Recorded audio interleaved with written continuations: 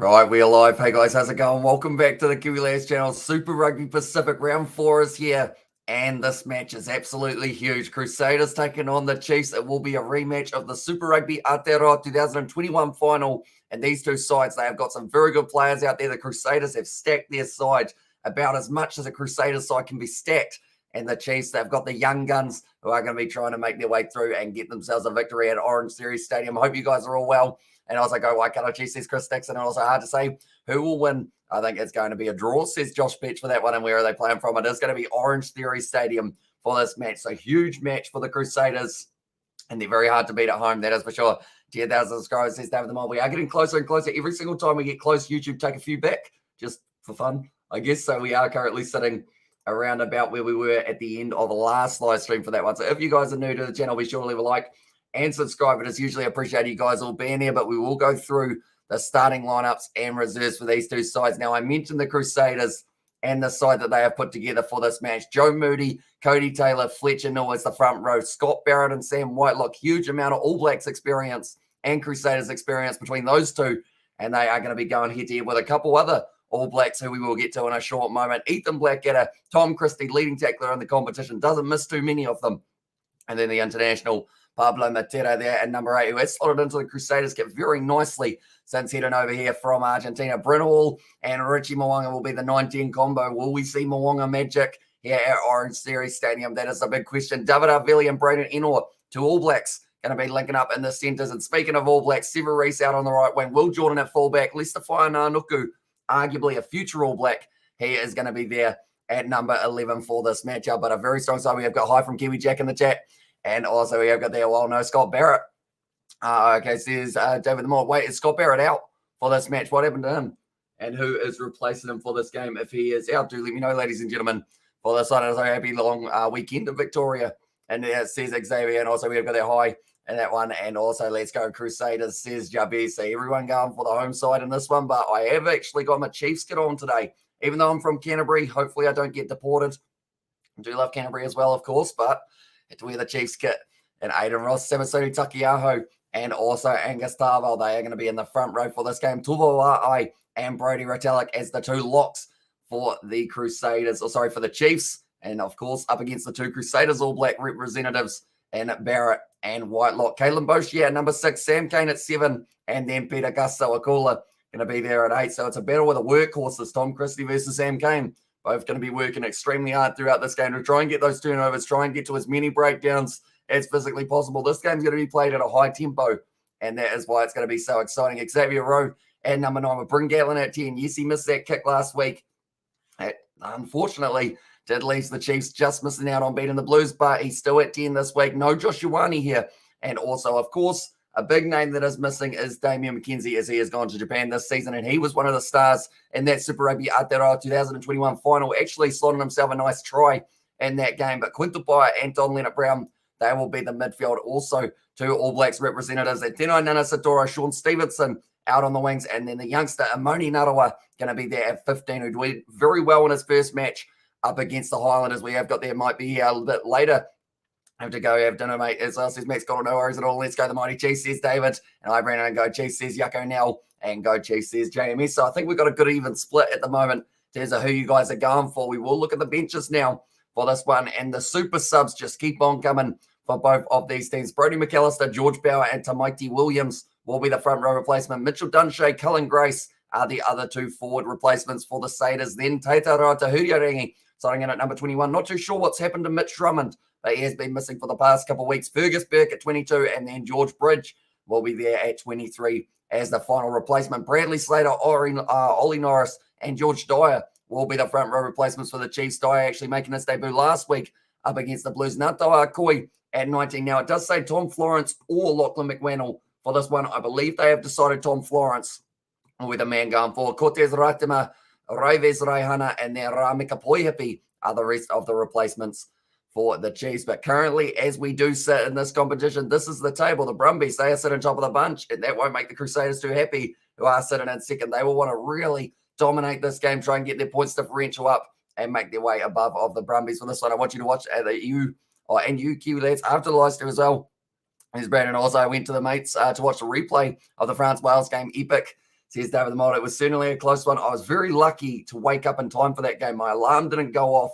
And because of that, it was pretty much about 10 minutes before kickoff. And my mum was like, are you doing the Six Nations? And I kind of woke up and went, oh, yeah, I am. So I did have to rush out here. I was still pretty much wearing what I wore to bed other than a jersey on top. And just pretty much did the live stream right off the cuff for that one. And also we have got the Crazy NZ in the chat. And go Waikato Chiefs, says Chris Dixon, for this game as well. It's going to be an exciting one. And we are only sitting about 10 to 15 minutes away at Sacred Heart College, Auckland, one of the rugby schools in New Zealand. It's where Tupou played his rugby. And when his score highlights of him running over everyone, says Xavier Brown. And that's the thing. No matter what age Daniela Tupou is, I feel like he's got that ability of being able to just steamroll anyone and everyone in front of him. And it's a very good skill to have. Samasoni Takeaho for this match is also another player who can do such thing. Probably not as well as Tupou yet, but he is still working on it for himself. But they have got their All Blacks of Plenty and Robinson's at 15 tonight, and they have got a very good side. That is for sure. But yeah, I believe it was an Auckland side or an Auckland team that he was a part of. And go Crusaders. And there says Bear, but also almost 10K, says Max. We are getting very close indeed. So I think we will hit it by the end of the night, because we have got not just this match, then we've got Fiji and Drua versus the Reds. That will be the one taking place straight after this game. And then after that, it is going to be the matchup that takes place between Italy and Scotland, followed by England versus Ireland. That is a big one. And good on her. She's giving that super mum as well, says David the Voice. She certainly is. And also, where are they playing? They are playing at OrangeTheory Stadium. So first home game for the Crusaders this year that actually is a home game. That's going to be a good opportunity for them to really start to run their way around. In fact, sorry, that's a wrong stat, because they did play Moana Pacifica from home last week, but their first game up against a New Zealand side who were a part of the competition last year. And can you please to watch after the live stream? They called it among us as well, says Brandon. After this live stream, we got our next live stream pretty much straight after that. It's going to be Reds taking on the Fiji and Drua. And it should be a very entertaining matchup as well. And also try and name our worst player than Carter Gordon, says Xavier Brown. Unfortunately for Gordon, it's probably quite hard to do in current times. He doesn't seem like he's having the best form for Super Rugby so far. And also go Waikato as on there, says Chris, for that one. And that's the thing. I'm from Canterbury. I'm wearing the Chiefs kit, though, because it was sent to me for this one. And the Chiefs, when I've been wearing this kit, have about an 85% winning record. So that's a big one. And where you live, like what city/town, and what team do you support, says Liam there. So pretty much I'm from South Canterbury, if you know whereabouts it is, which is why this Chiefs kit is enough to possibly get me kicked out of the region, because the Crusaders are, of course, playing in this game. But overall, I don't really have a favourite New Zealand Super Rugby team. I just love watching all of them play. They've got their own respective players, and I do really enjoy seeing. And also, Alameo said hi as well. Welcome in to the live stream, mate. And also, are you still playing Rugby Challenge 4? I haven't actually had a chance to play any Xbox or anything for the past probably about 4 weeks or so with the amount that's going on. That was Warren Gatlin in the back of the Chiefs camp. I do see there. One moment, ladies and gentlemen, we will quickly go like this.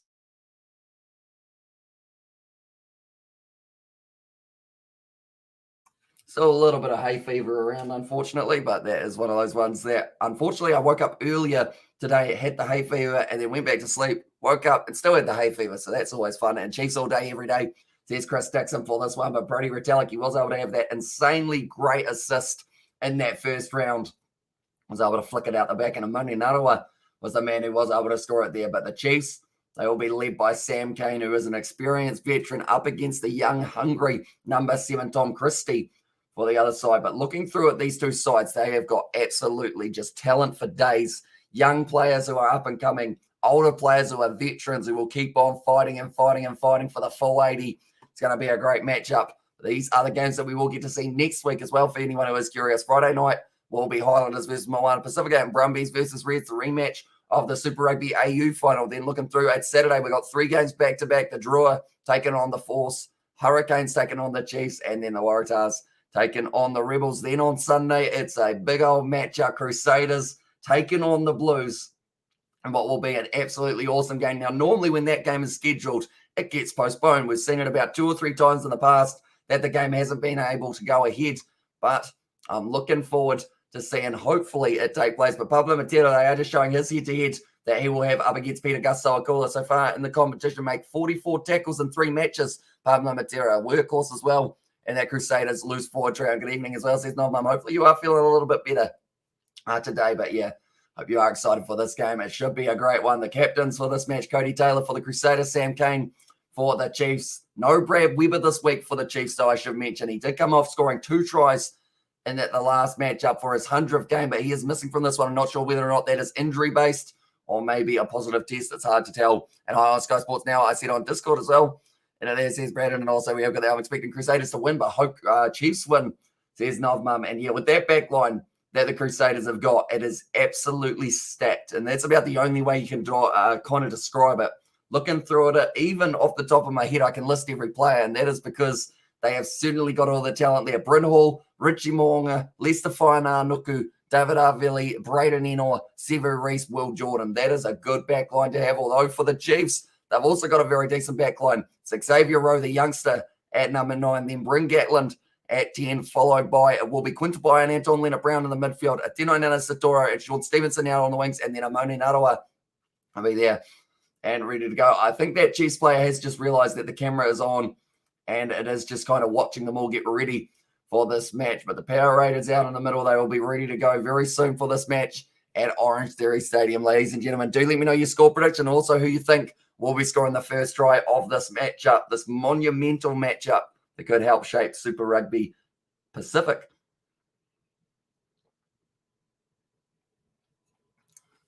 There we go. We got there, Sky Sports 4 at Rugby League. I can't wait for it. As else says Brandon. And yeah, there is some good games going on at the moment.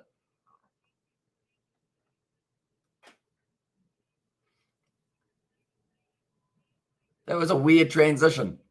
Yeah, they were like, we're just going to check in with the TAB. It went black for a second, then it wasn't black anymore.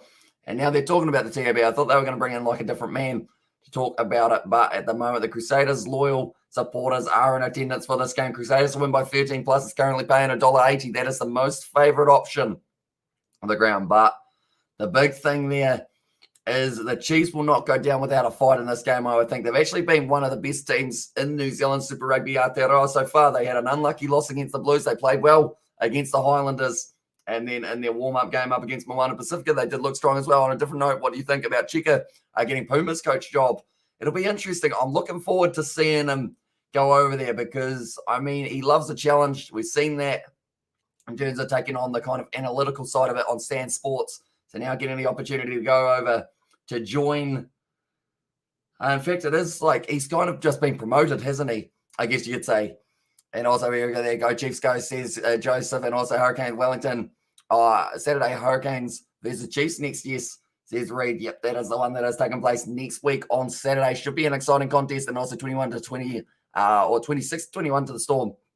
And there says Brandon for that matchup as well. But what we will quickly do is we will flick through, and I will show you guys the table once again. So there are big implications here. The Chiefs are sitting there 1 win, 1 loss with a points differential of +8. If they win this game, even if it's just a win, really, by 5 points or more, they will go up to 4th and they will overtake the Blues. If they win it with a bonus point, they will definitely go above of the Blues and they will take that 4th place position. If the Crusaders win this game comfortably without a bonus point, they will probably be somewhere just behind the Brumbies. But if they win it with a bonus point here, the Crusaders, which some would say they arguably should, it is going to be them sitting at the top of the bunch after round 4, even with the Reds having their game coming up against the Fijian draw. That is going to be the next game of the night, and we will be covering that one on the channel as well. These are the results or the fixtures that we were going to get to see. Unfortunately, Hurricanes versus Moana Pacifica, the earlier game tonight, was postponed. So now Crusaders versus Chiefs is the first game. Reds versus the draw will be happening straight after, and then the Waratahs taking on the Western Force. That will be at 4 p.m. tomorrow. We are going to be doing that live stream as well. We have got there, bring back Bono Barrett. Says Tarako, I think he's tested positive at this stage, so he will have to wait a little bit longer before getting to go back. I'm assuming the gas tank would have been pretty fatigued for Barrett in that one, so he might have only been able to play for a couple minutes or so in that one. But also we have got their Waikato Chiefs, red, yellow, and black, as I says Chris. And yeah, this kit, I have to say, this kit is a very nice one. It was sent to me by one of you guys. It was Johnny Blaze who did send it to me.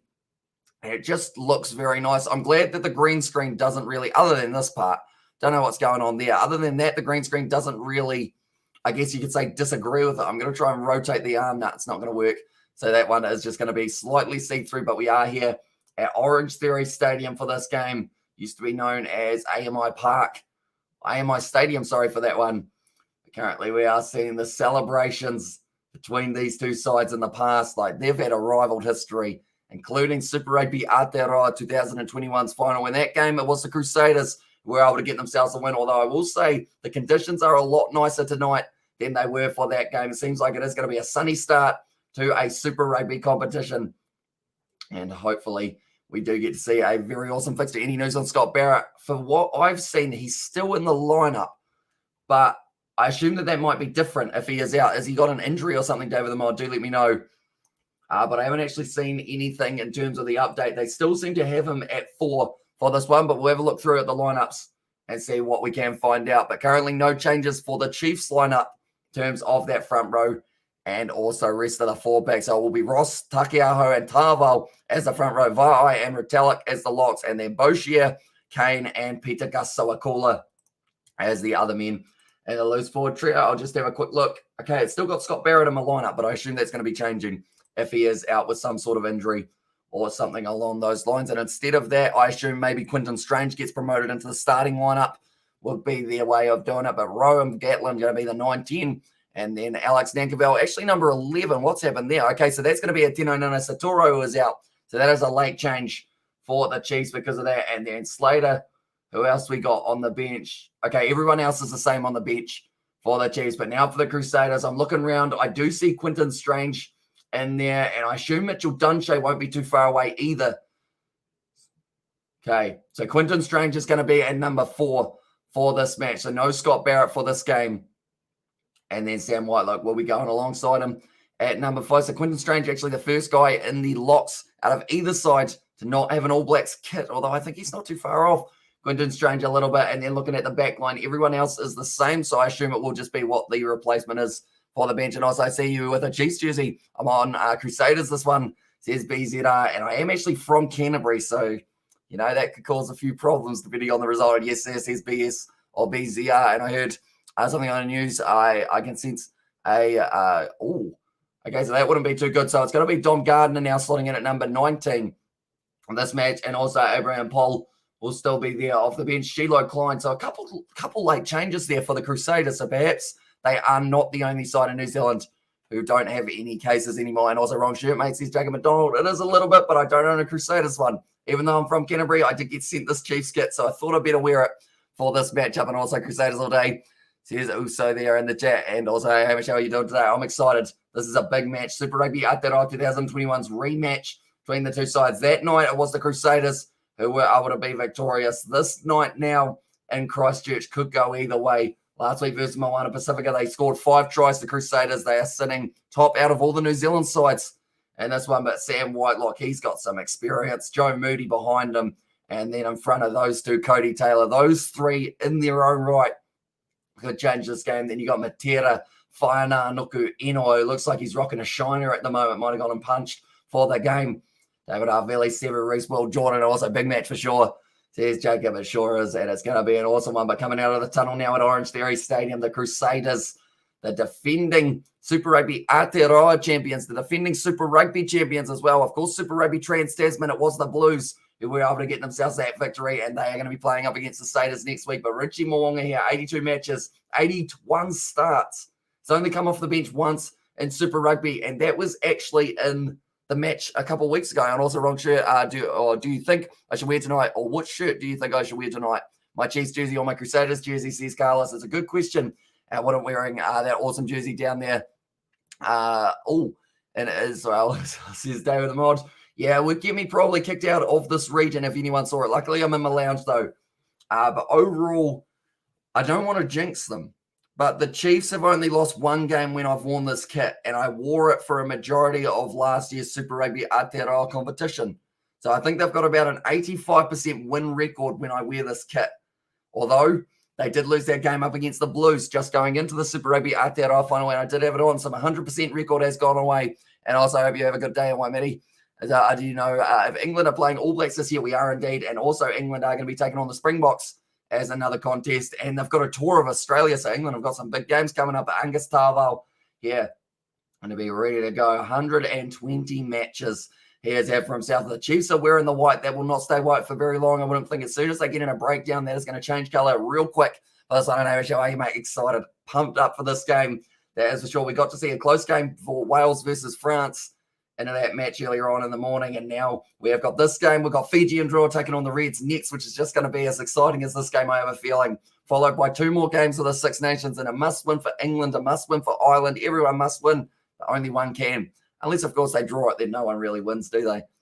And that's not what they want. And also, we have got there. What shirt do you think I should wear tonight? It is up to you, Carlos. Whichever way you go, and I hope we thump the Poms, says David. And also, we have got there. Cheers, mate. Crusaders by 6, says Patrick Hughes for this one. And Twickenham, should we make a friendly bet? Says Danny Lewis. It is actually going to be, I think it's down south, if I'm not wrong. But that one is going to be kicked high, nicely taken by Anton Leonard-Brown now. And that is going to be nicely taken by Leonard-Brown inside of the own 22. Xavier Ray, here we go. As us says, Novman, we are underway. So hopefully my scoreboard does also play the game. Come on. Come on. Do it. Do it. 20 seconds in. It's going to kick in very soon, I have a feeling. It's going to be the knock on white, an advantage there to the Crusaders. We have got this ball 30 metres out from the Chiefs line. Looking to build it for Joe Moody there. I can't decide. So I need your opinion, Amish, as well. Wear both. Just put both of them on and then switch them at halftime. It's the best way of doing it. Or just wear one for one half, one for the other might be an easier way. I'm talking about Richie Mwanga trying to pierce his way through the gap there. Fired back. I think advantage is over now for that knock on. Cody Taylor still got this ball for the Crusaders as they continue to build phase after phase. Nice ball off to Joe Moody. Offload to Eno. He's put the ball down, though, and that will be too familiar for that man from last year's Super Rugby Trans-Tasman up against the Rebels. That's going to be a kick downfield. Will Jordan now has got this one. I'm hoping the scoreboard does decide that it does want to play the game soon. Maybe they haven't realised that the game has started. Currently a minute and a bit in. Offload from Bryn Gatlin sits up for Nankabel, who is starting at left wing for this game rather than Ateno Nanasatoro. And thanks for your efforts, mate. I'm in Brisbane and off to the Draw Reds game soon, originally from Ngāti, Fiji. So good luck for the Fijian Draw. It's going to be an awesome game. And yeah, hopefully it does end up being a very close one. Bryn Gatlin fires the ball into the sky. Taken nicely by Sean Stevens. Just a little bit too easy for them to be able to retain the position there for the Chiefs. Amoni Narawa trying to protect this one. It looked like almost a neck roll on David Arveli on the halfway line now. Gatlin goes back to Amoni Narawa, linking up nicely on the outside step there from, I believe it was the big man. Who's that? Is that Peter Gasoakula? If so, he's had a haircut, but I don't believe it was. I think it was Tupavai who did have that one. That's going to be the knock on there from the Chiefs. And also, do you think Saracens can beat Crusaders? It's one of those ones we may never know, unfortunately. But it depends on where that game is taking place. And they reckon a draw is like kissing your sister. My sister is Mila Kula. Kudos, kissy. Says Warriors fame. And also, do you think I should wear my Chiefs jersey tonight and my Crusaders jersey next Crusaders versus Chiefs match? You could do. Or you're probably more likely go Crusaders this week since they're at home and then the next one. And also, they should do a Club World Cup. Like they do in soccer, says Danny Lewis. I think they did talk of it in the past, but Tupavai looks like he might have some sort of ankle injury or something. But Joe Moody originally passed it to Braden I just went straight through the hands.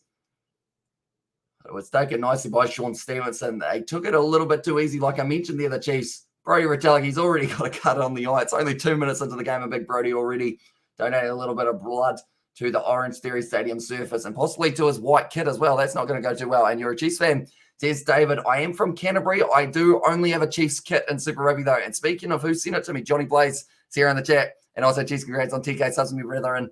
Says Johnny Blaze, appreciate it, mate. Although YouTube, every time we get closer and closer, they do take a couple off us. So we were sitting on 9998 last night, or this morning when I went to bed. And then I did end up waking up and they had taken 10 off us straight away. So we are still sitting 11 away from myself in terms of the live ones, but I believe by the end of the night, we will be able to hit it. But Tupavai, I think he just lost his footing and also had his knee kind of awkwardly taken out from underneath. And also, so we are Crusaders tonight and Chiefs. Next Crusaders is a Chiefs game. I think that would be the way to go. And also just took the under at 51.5 total points. What do you think on that? Says Tristan, it's going to be a tricky one because we know how fast these two sides play, but the benefit is they're normally pretty evenly matched in terms of that defensive side of things. So I think you're probably looking at somewhere between 40 and 50 points in this game. So you just have to hope that they don't score a last-minute try or anything along those lines. And, hey, bro, I finished my dinner. And there says Max Cottle for that one. But currently 2.5 minutes in. And thanks, Hamish. You're amazing, Hamish. And those 10 subs they took away were unvexed, says Johnny, for that one. And also We have got there, come on, you Knicks. I believe that is. I'm watching the Knicks now. So this is good. There's David. So that will be the Wellington Phoenix currently playing. I think they're playing Sydney, are they? No, that might be the wrong game. And now going off the back, Pablo Matera off the scrum. Kicks it high. Looking for a bit of territory. It's an awkward bouncer one for Ramoni Narawa. Right next to the touchline. Just had to fire it back infield. Taken nicely by Moonga now. Off to Will Jordan, who's got insane acceleration when he gets going. Fires it wide to Cody Taylor, who's got insane acceleration for a hooker. Now Sever Reese tries to go for the grubber. I think he ended up almost just dropping that one, but it must have gotten some sort of the boot. Flung back here for the Crusaders. Quick back line. Richie Moonga trying to jump straight over the top, but he has been taken down by Xavier Rowe. Now Hall going back across to Sever Reese, trying to step through, not able to find that offload that he was after. Lester Fainanuku, he'll be lurking. Got it now out on the wing. Tackled by Rowe and also held up by Sean Stevenson. Does find the offload though back to Hall. Carry forward from Fletcher Null here. The Crusaders ruthless in this attack, just continuing to go and go and go. Cody Taylor now slinging it back nicely. David Belly with a couple steps. Will Jordan selling the dummy run. So on the side of the Crusaders up to 7 phases now, trying to roll out of the way. Alex Nankerville trying to do a couple breakdancing maneuvers as well. Trying to get that momentum rolling backwards. Brody Retallick muscling up with it was Joe Moody. Sam Kane's got his hands on the ball. It's a penalty to the Chiefs. Brody Retallick must have moved just enough to be able to warrant the turnover there, but nicely done by the captain, Sam Kane. And cheers, brother, says Tristan. And also there are some Hamilton boys high players in the Chiefs. I mean, the Chiefs side, that's the thing. They're probably less in terms of the well-known players, in terms of All Blacks caps and everything like that, but they've still got some very good young talent coming up through the ranks, such as a Peter Gussoakula, Samasoni Takiao, who got himself a couple All Blacks caps recently. And also thanks very much, Amish, for your opinion as I know race. And all that one's not gone into touch. Cyril Reese has just done an absolute madness near the touchline and kept that ball in. And now Cody Taylor driving his way up to the 22. That's a big mistake for the Chiefs, almost getting as many meters as physically possible. But Cyril Reese says, nothing not happening. Now David Arvili decides to sell the dummy, tries to go himself. Now offloads it back to Richie Moong. A little chip and chase there from him. Does almost take it. It's gone backwards. Now into the hands of Pablo Matera, who goes for the kick in behind. It's going to be sitting up. And I think Sean Stevenson might have just got a hand on it. Jeez, that was close, but Brendan Pickerel, he's going back and he's saying, right, we're going to have the penalty to the Crusaders there, and we're all those Crusaders absentees due to medical reasons. I believe they could have been for this one, because I know that they were mentioning about how the Crusaders earlier on in the week were the only team without any cases, but now I think they might have a couple. So, do you know if Quinton Byers is playing tonight? He is indeed at number 12 for this game, and Yo says, Conserve, welcome into Livestream. I hope you're doing well. But Sever Reese, athletic and a half there. And then it was Richie Moonga putting a little chip in behind. And then Pablo Matera was like, you know what? I'll give it a little chip in behind. And the ball just rolled perfectly sideways. Sean Stevenson just able to get the hand down on it. And Braden, he thought he was almost in for the 7 points. But now Crusaders, they have got the kicking opportunity straight out in front of the posts. We have got another game later on tonight. It will be the Reds taking on the Fijian drill. So if you guys are new to the channel, be sure to leave a like and subscribe. Richie Moonga currently sitting third highest point scorer for the Crusaders, following Andrew Murden on 990. And I mean, Dan Carter, no one's catching Dan Carter. Dan Carter is just there at the moment. Richie Moonga about here, Murden's here. Up there, Dan Carter. Currently, in terms of those points, he is certainly up there for a whole of Super Rugby as well. I think he's number one, but that's gone over for the Crusaders. And now the score is going to be 3-0 in favour of the Crusaders, and HBH Rugby / Pets programmers are matched in the Waikato. As well, says Johnny Blaze, and also who will score the first try, says Max. My prediction is Lester Fainanuku if it is a Crusaders player. If it's a Chiefs player, I'm going Sean Stevenson. You're rolling my favourite YouTube image and does the best live streams. Says Carlos, appreciate it, mate, and I hope you're doing well. Kiwi lads, I am indeed. And Pablo's kick, what? As says Isaac. The worst thing is, it was a decent kick. So, I mean, is there anything that man can't do out on the rugby field at the moment? He's great in a breakdown, makes a lot of tackles, and now he's decided to incorporate a kicking game. He's trying to be Zinzan Brook 2.0, perhaps, although, of course, he's Argentinian rather than an All Black. Now kicking that ball up from Richie Moonga. Taken very nicely by Bryn Gatlin, Amoni Narawa, the youngster who was playing for the Blues last year. There's probably going to be a few Brews after this game for these two sides, whoever ends up winning it. Now Richie Moonga kicks it back downfield. Taken just outside of the 22 by Gatlin. Now 40 out from his line, puts up the high kick. And it looks like it's going to be contestable for him. Staying in the breeze. David Arvili makes the tackle there. In fact, it was Sam Kane. And also we have got there. Yes, it was. So there's Isaac there. Kicked him behind. This looks like it could be a 50-22 attempt. There's no one back there. There's a huge amount of space. Is it going to roll dead? They're going back for the initial penalty. That ball was actually staying inside of the in-goal area as well. And AH says, can I kind of welcome in and who are the Chiefs playing next week? And where says Ollie Wilson. So we will put up all of the results or kind of all of the fixtures that are coming up, but they are going to be playing up against the Hurricanes, and that will be at Sky Stadium in Wellington for that game. And currently we are going all around the country now. Luckily, we did lose that stage of just being able to play in Queenstown and Dunedin. Even though it was very nice, it did give, I guess you could say, a couple of the sides in the South Island a bit more of an advantage than those teams from the north. So now we are going all around the country. The Brumbies taking on the Reds next week. Fiji and draw up against the Western Force. I feel like that's got the potential of being an absolutely outstanding game. Going to be kicked in a touch. It's a big cheer there from the crowd. I think someone either got smacked with the ball and lost their beer, or maybe they were able to take the catch. Crusaders have the most successful line-out throw. I have just said, and there's a reason for that. You've got Sam Whitelock as the main man receiving a Munster. They have a big game, or with a big game, against the Vodacom Bulls later in today in Pretoria, says Kanakoinen. And that's the thing. That game's going to be at the exact same time as Italy versus Scotland, and I'm still undecided with what game I want to cover. And also, your score needs an update. Here's Carlos there. We are currently sitting 3-0 after the 9 minutes. It is a little bit slower just because they were slow starting it up for that one. But now the ball has gone down inside of the 22 for the Chiefs, and Xavier Rowe puts up the box kick.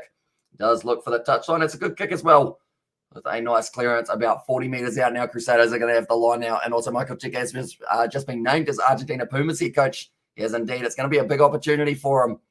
And, yeah, it will be very interesting to see how he goes. And come on, Chiefs, says Stanley Murphy for that one. But currently the Chiefs, 3 points down. Tom Christie, good carry forward, but tackled by his opposite number, Sam Kane. I mentioned about the battle that those two were having. The breakdown, that was a big hit by Anton Leonard-Brown on Richie Mo'unga.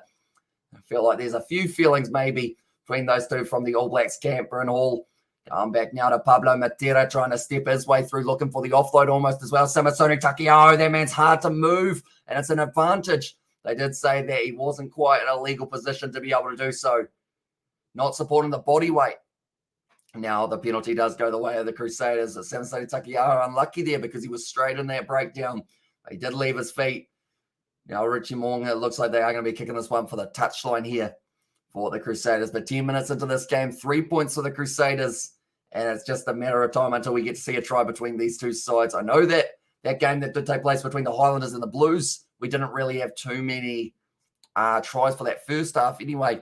And also we do Argentina's players, like what league have the most Argentinians? I believe France is where we see the most Argentine internationals. Pretty much the forwards. The Argentine forwards get a huge opportunity there. And then I think Gallagher Premiership sign a few more of the backs. All right, why are you wearing that? It is because, I mean, it was sent to me. I had to wear it for at least one Chiefs live stream. It's just unfortunate that it's the one that has the region that I'm from playing. And I guess you could say, I guess he's back again. Is he back? Tell a friend.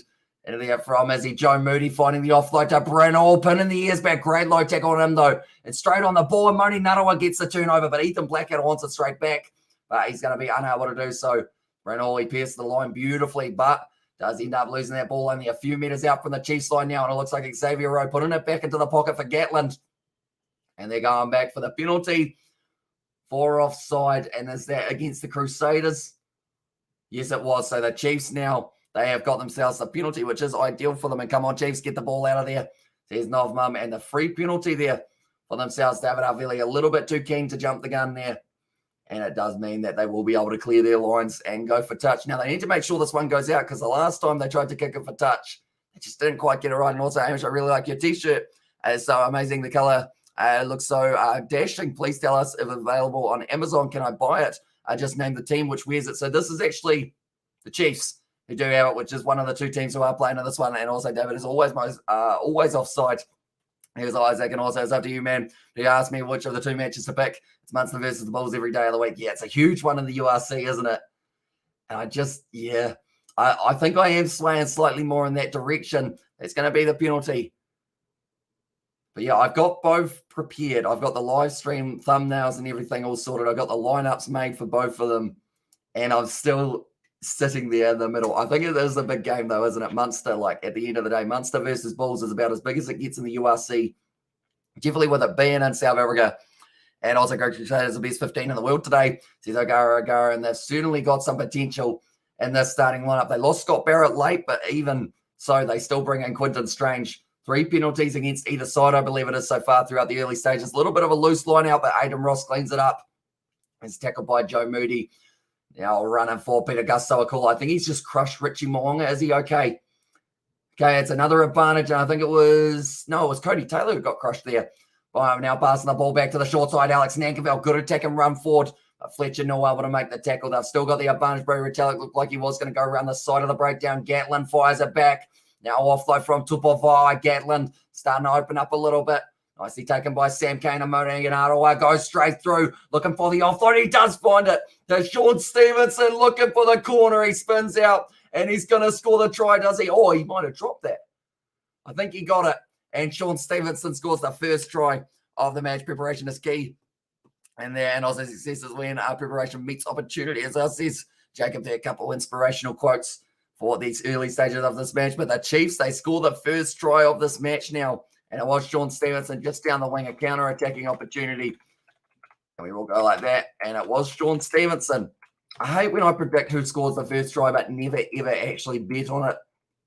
But lucky I have proof because I say it on the live stream, I guess. Good save, but Sean Stevenson scores the try.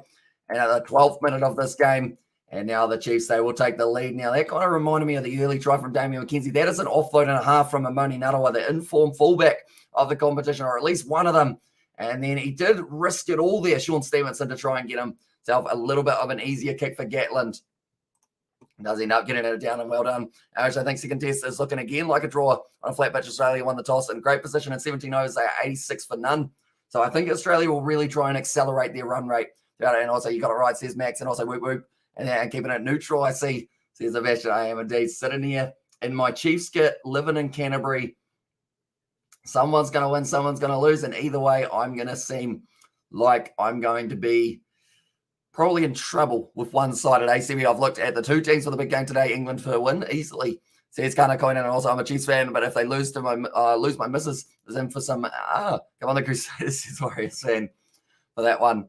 And also, come to think of it, you called Cody Taylor. I had to score last week too, says Jacob. Geez, I'm on a roll, I guess you could say there. Normally I get it wrong well and truly. Like, it probably takes about 5 months for me to get two right type thing. And get another Chiefs try in there and try to keep that momentum up. Chiefs, says David the Mod. Currently now inside of their own 22, and the Chiefs throwing the ball back to Gatland. Does put up the kick. This one, it's not going to be finding touch. It's still inside of the 22 as well, taken nicely by Lester Fainanuku, who throws the ball back into touch. Probably a bit of a gift there for the Chiefs due to the fact that it could have easily been a little bit of a counter-attack for the Crusaders that time. 15 minutes in, and the Chiefs, they are sitting with the lone try of this match. Sean Stevenson, the man who did score, and also, yes, Chiefs, let's go. And there says Stanley. Currently now, Samasoni Takeo and Alokana. I really don't know what to say. Whoever wins it will be 5 or fewer, says Sebastian. Yeah, it's going to be a great match. Let's go on to the front to Kalen Boshier. Seems like the Chiefs, they've brought out a couple extra set plays than they normally have, possibly in the arsenal for this game. Jacob McDonald, don't you have your own sports channel? And there says David the Mod there. He does indeed. One's gone high from Xavier Rowe, hanging in the breeze. Almost taken by Sean Stevenson. Little knock on the ground, I thought, from Sam Kane. Yes, they are going to be going back now. And Hamish, which is your favourite fruit? Apple versus mango versus grapes. Which one do you like? I think New Zealand Fuji apples. So sweet and taste. I like mangoes. Australian mangoes, you can't get much better than it. The Colombian mangoes just aren't the same. So, and it's England because Andy Farrell has learned absolutely nothing as he's going to go into an eye, Sebastian. Here's David the Mod there.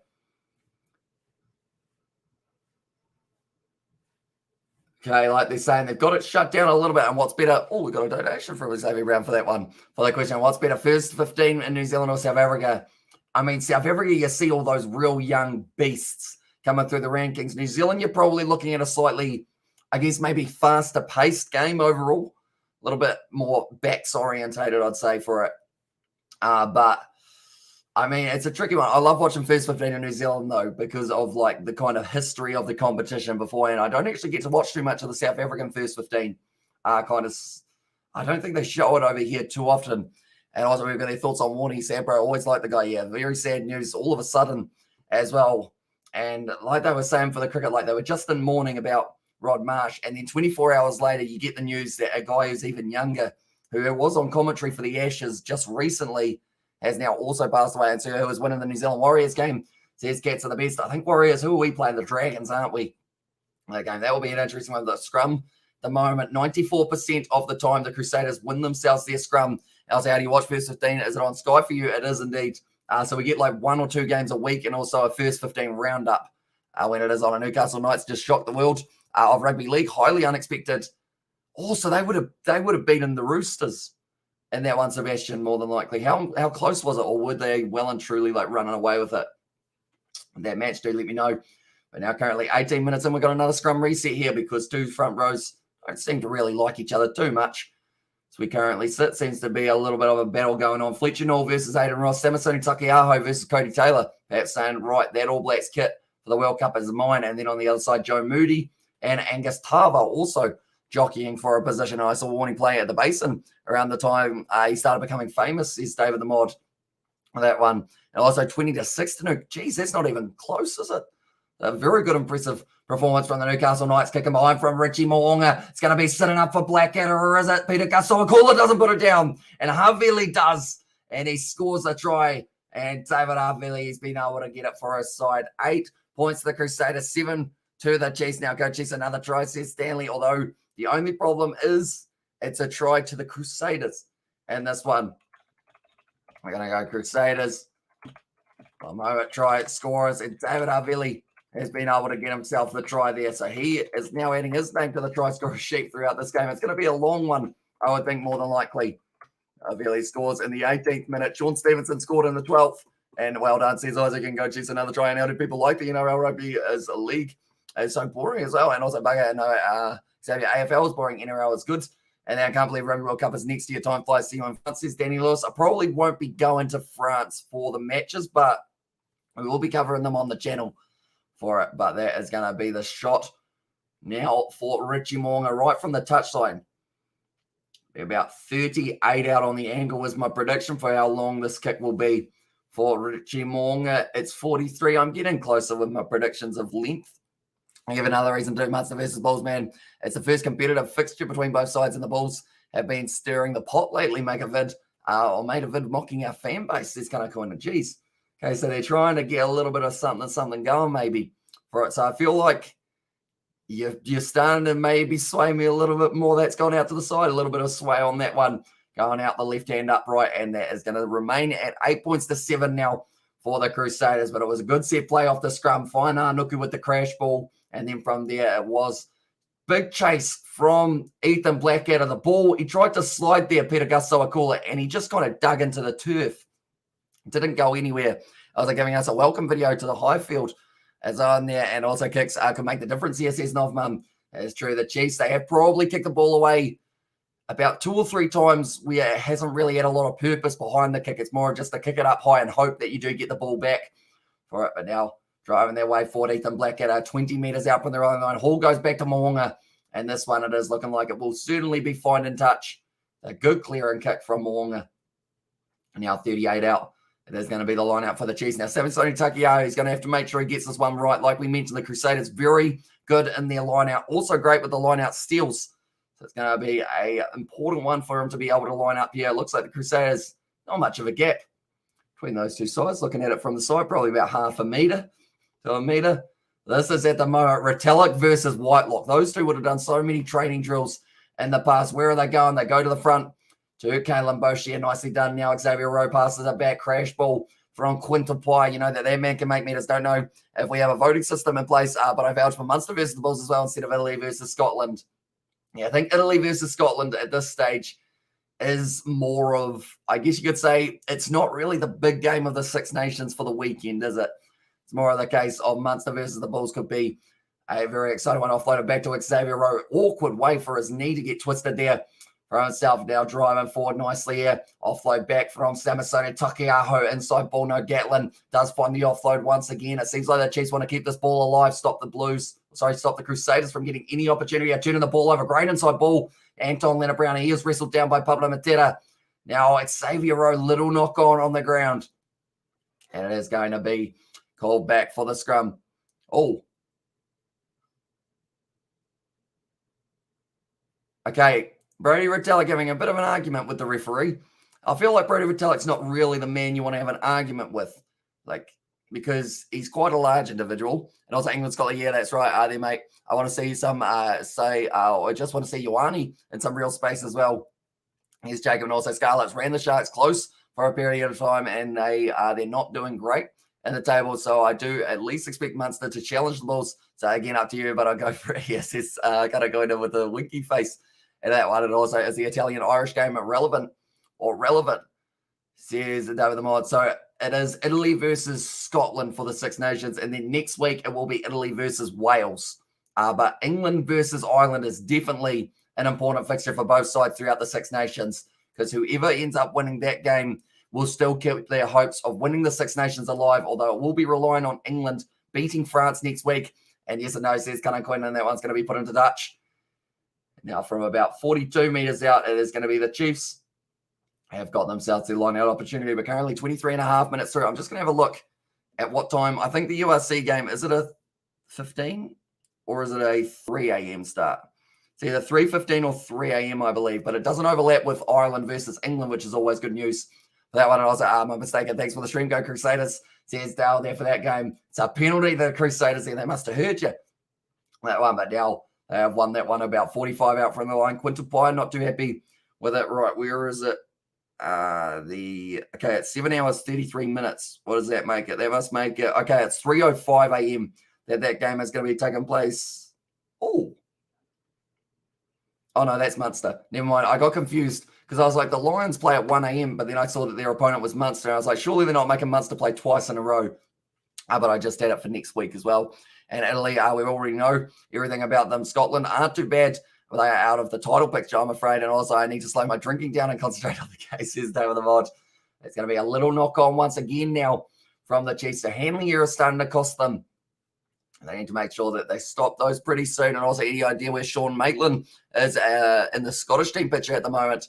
If he is at the top speed, no one catches him. So currently, I know that he's playing for Saracens at the moment. He doesn't seem to really be too close to the call-up. They seem to be They seem to be preferring the likes of a Darcy Graham and also Dwan van der Merwe out on their wing. But I say he's probably about their fifth choice, somewhere around there. And maybe they're just going for those slightly younger guys to get them towards that World Cup. But he's certainly still got the talent for Saracens. He's a quick man, steams down the wing. I remember him playing for the Crusaders in like 2008 or something like that. That's going to be a penalty now to the Chiefs for the front row going down. This momentum is a weird one in this game. Anytime one team seems like they're starting to build it, they give away a penalty or drop the ball or something for something that they normally wouldn't have, and then the other team goes like that. And we've probably gone like that about 7 times throughout this match in the first 25 minutes, but now kicking for touchline, bring Gatland here. I was going to say, if it's anything like the last one, that one would not go out, and then it would just have the Crusaders back with the momentum. But 40 metres out now, the line-out penalties conceded 4 against both of these two sides. Currently only the 1 point difference. 2011 was his prime for the Crusaders. And then have you not heard of Makasole Mapimpi? And that says Kanakoin and also we'll get their Maitland. Yeah, he was fast. Or yeah, he fast, says Yankee Jeff. Or Janky Jeff. Hopefully I've pronounced that correctly. And now going back, Xavier Rowe, a lot of pressure on him. He tries to just step his way straight through. The Waikato representative gets back up, goes again, tries to play the ball twice.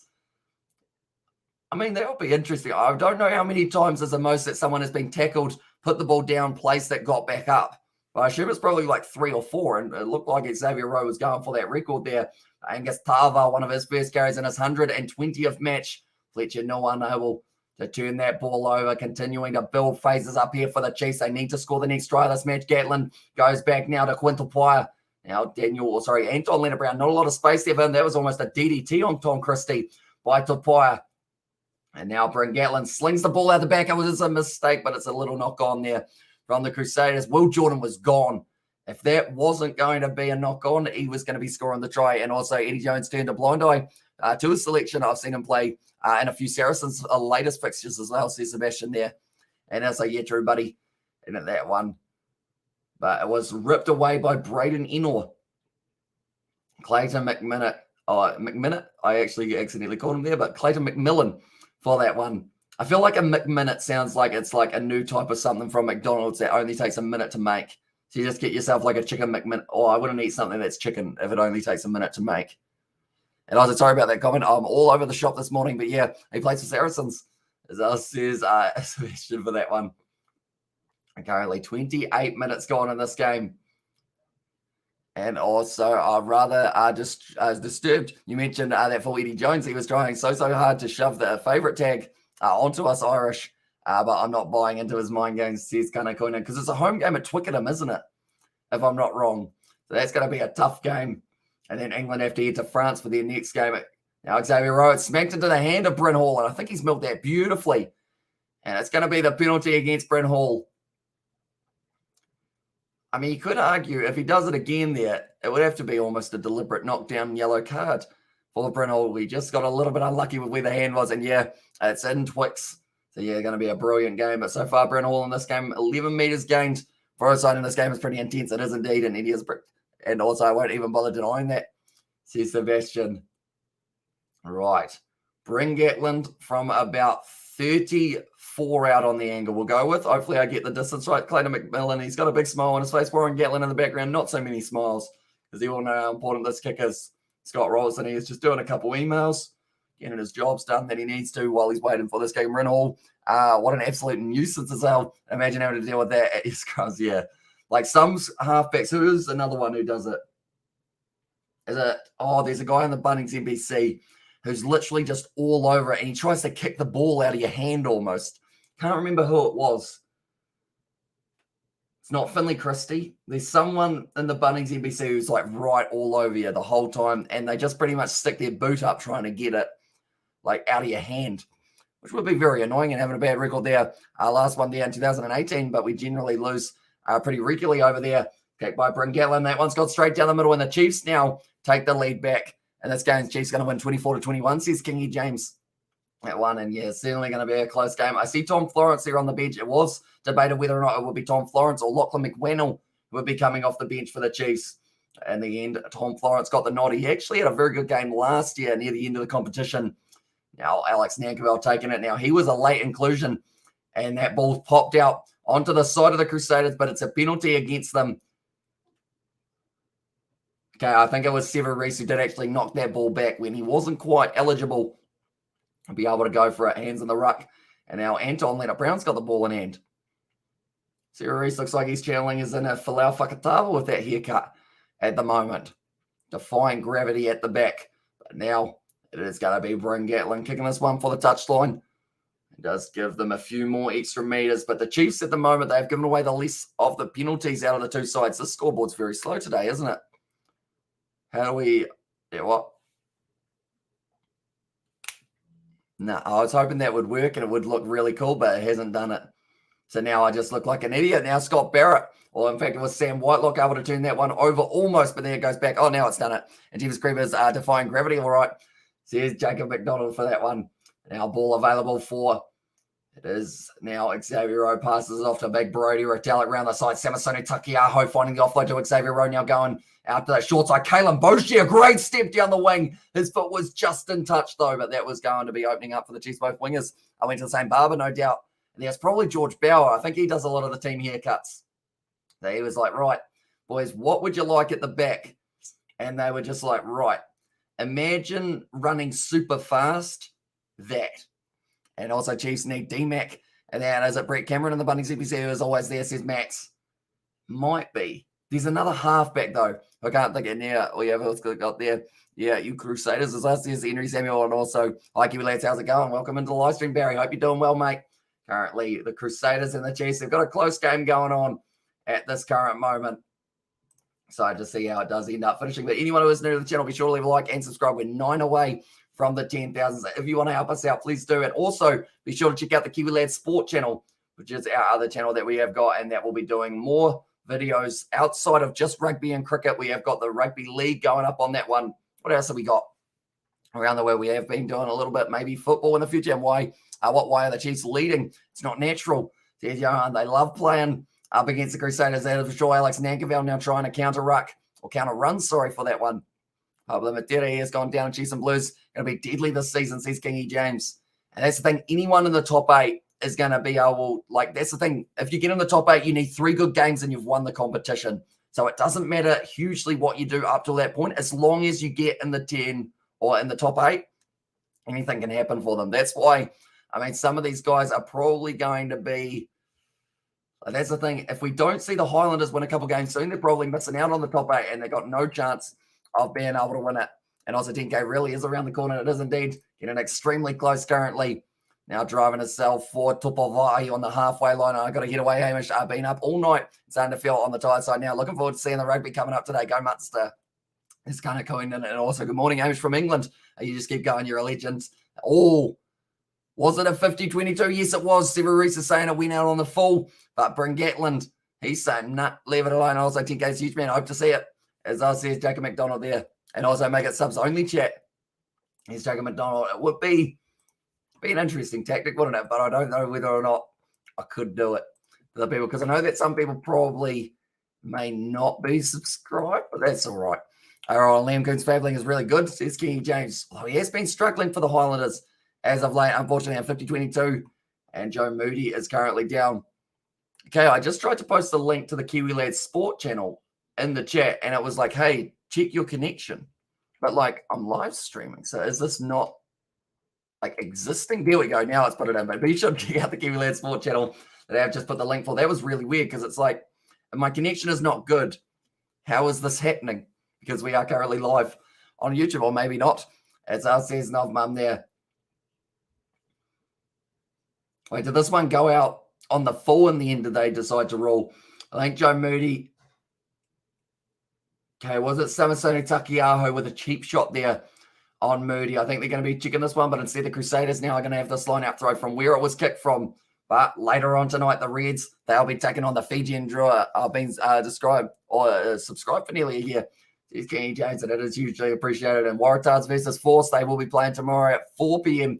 New Zealand time. It's going to be a little bit of a I guess you'd say a little bit of a nothing time in terms of where it has taken place. Currently, Sam Whitelock, his finger is getting put back into place. So that wouldn't have felt too nicely for him. I wouldn't think Sam Whitelock. That's the thing. When you think of an experienced veteran like Whitelock and Retallick and everyone, how many times do you think one of their fingers has just been facing the wrong way? And they've just kind of got it going straight back in, wrap it up, she'll be right. And we'll just keep on going. Like, they've probably used up enough tape to cover from here about 10 Ks away on their legs and their careers, which is just a lot as well. 10 Ks worth of tape. And also, Thomas Umunga Jensen is injured, says Max Cottle. Do you know how serious his injury is? Because I know he went off for Natanani Punavai in the Highlanders game, but I don't know how serious his injury is as of yet. Mwanga now on the halfway line gives it off to Ethan Blackadder. I mean, that's the thing. The way that you would describe the Crusaders, loose forward trio in one word, is definitely workhorse.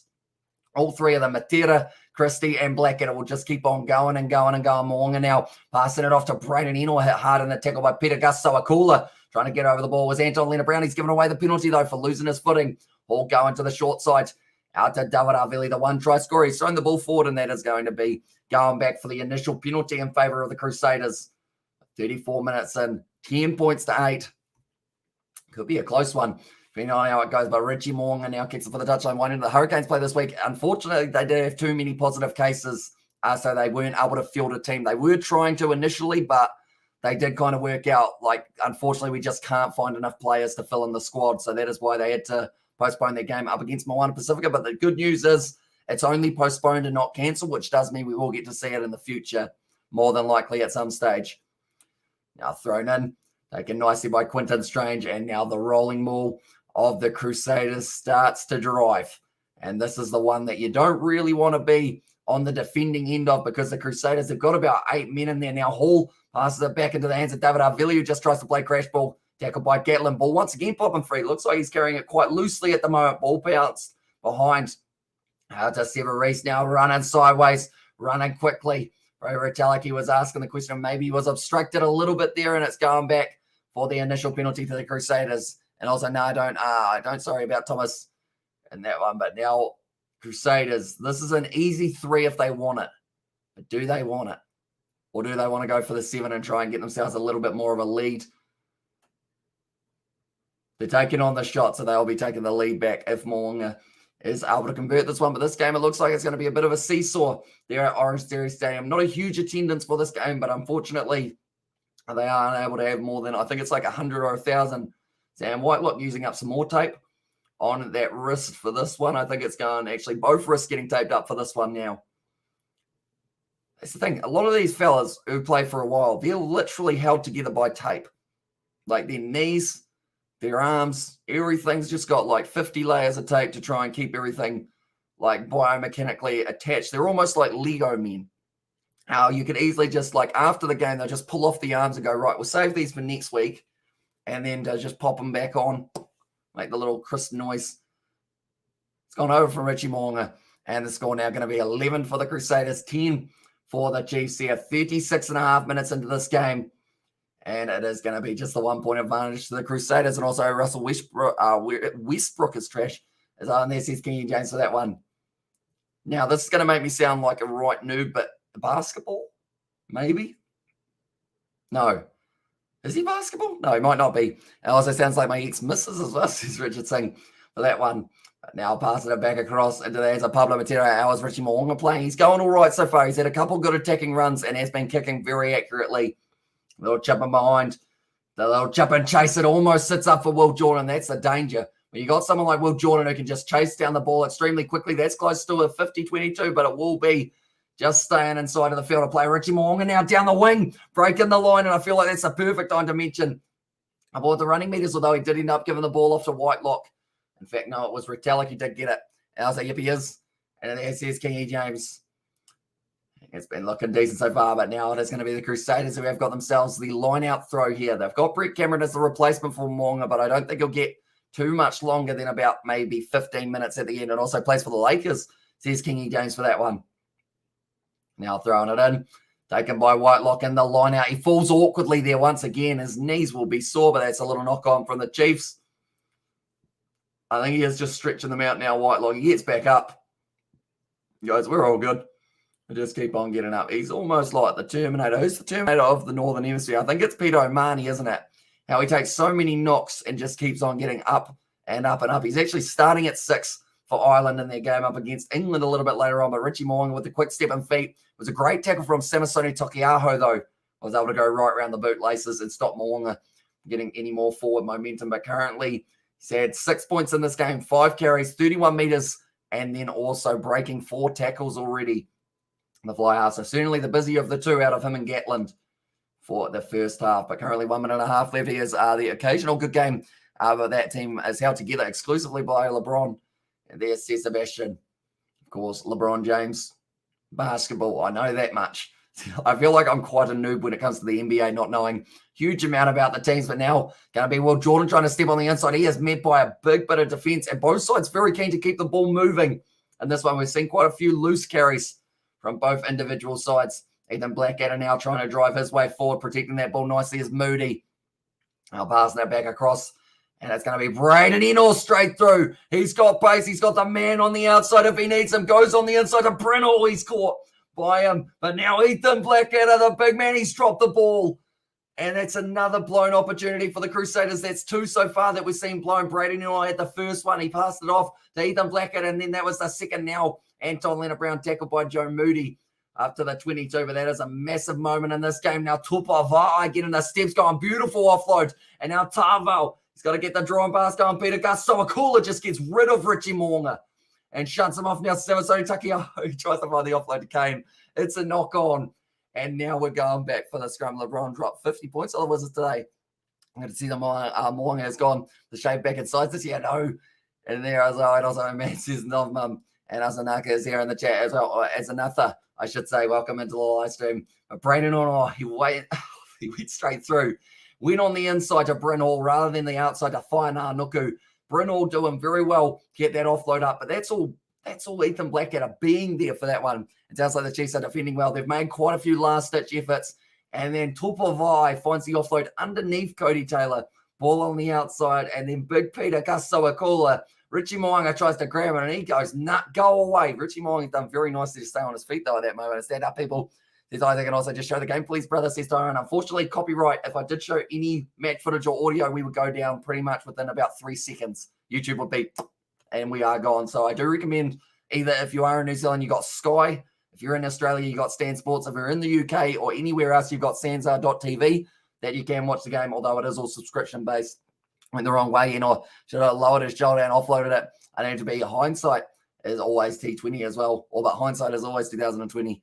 says Jacob. And he can't, says Novman. But yeah, the highlights will also be on the Super Rugby channel. The All Blacks YouTube channel is Quintabaya playing. He is indeed. He is at 12 for this game, marking up with David Havili, both actually jockeying for the same position in the All Blacks, perhaps.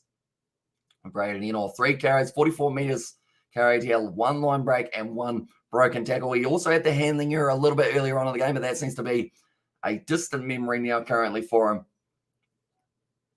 I wonder, are those massive KFC signs real in OrangeTheory Stadium, or are they just animated on? Because if they are real, they would get very annoying to have in front of you, I would think, for the crowd. And also, nice content, brother. Keep it up. Says Pedro, thank you very much, mate. Usually appreciate it. You're being here. And also, let's get the likes up, lads. And there, as I said, Jacob, so if you are new to the channel, be sure to leave a like and subscribe. It's a big push from the Chiefs, but off the back now, Pablo Matera, chip and chase. He's been taken out, though. That one's going to be sitting up here for Ethan Blackadder to chase after. He's almost jumped on it. It's gone back for Ramoni Narawa, and they're going right back for the initial penalty now. It's very lucky.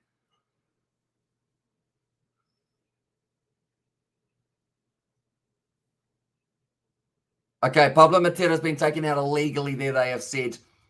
It's never good when you hear the referee go, and that is what he did there for that one, but he has decided that it was Pablo Matera out, taken out late, and now they've got another opportunity here to kick this one for the corner. No, they're taking on the shot here, the Crusaders, and this will give them a 4-point lead going into the second half. But the chip and chase, Sean Stevenson, that's quite dirty from Sean Stevenson. Do they have another? I don't think they can have another look at this, but he went up and then he kicked out to the side, kicked Pablo Matera in the bollocks. That's probably very lucky that Sean Stevenson's still out on the field. He actually got away with one in the Highlanders Chiefs game as well. Did end up taking out Amoni Narawa late, dropping the shoulder into him. Oh, sorry, not Amoni Narawa. It was actually, I think it was Masisi Dawai who he took out, but he was able to keep playing. Hey, says Elios, welcome into the live stream.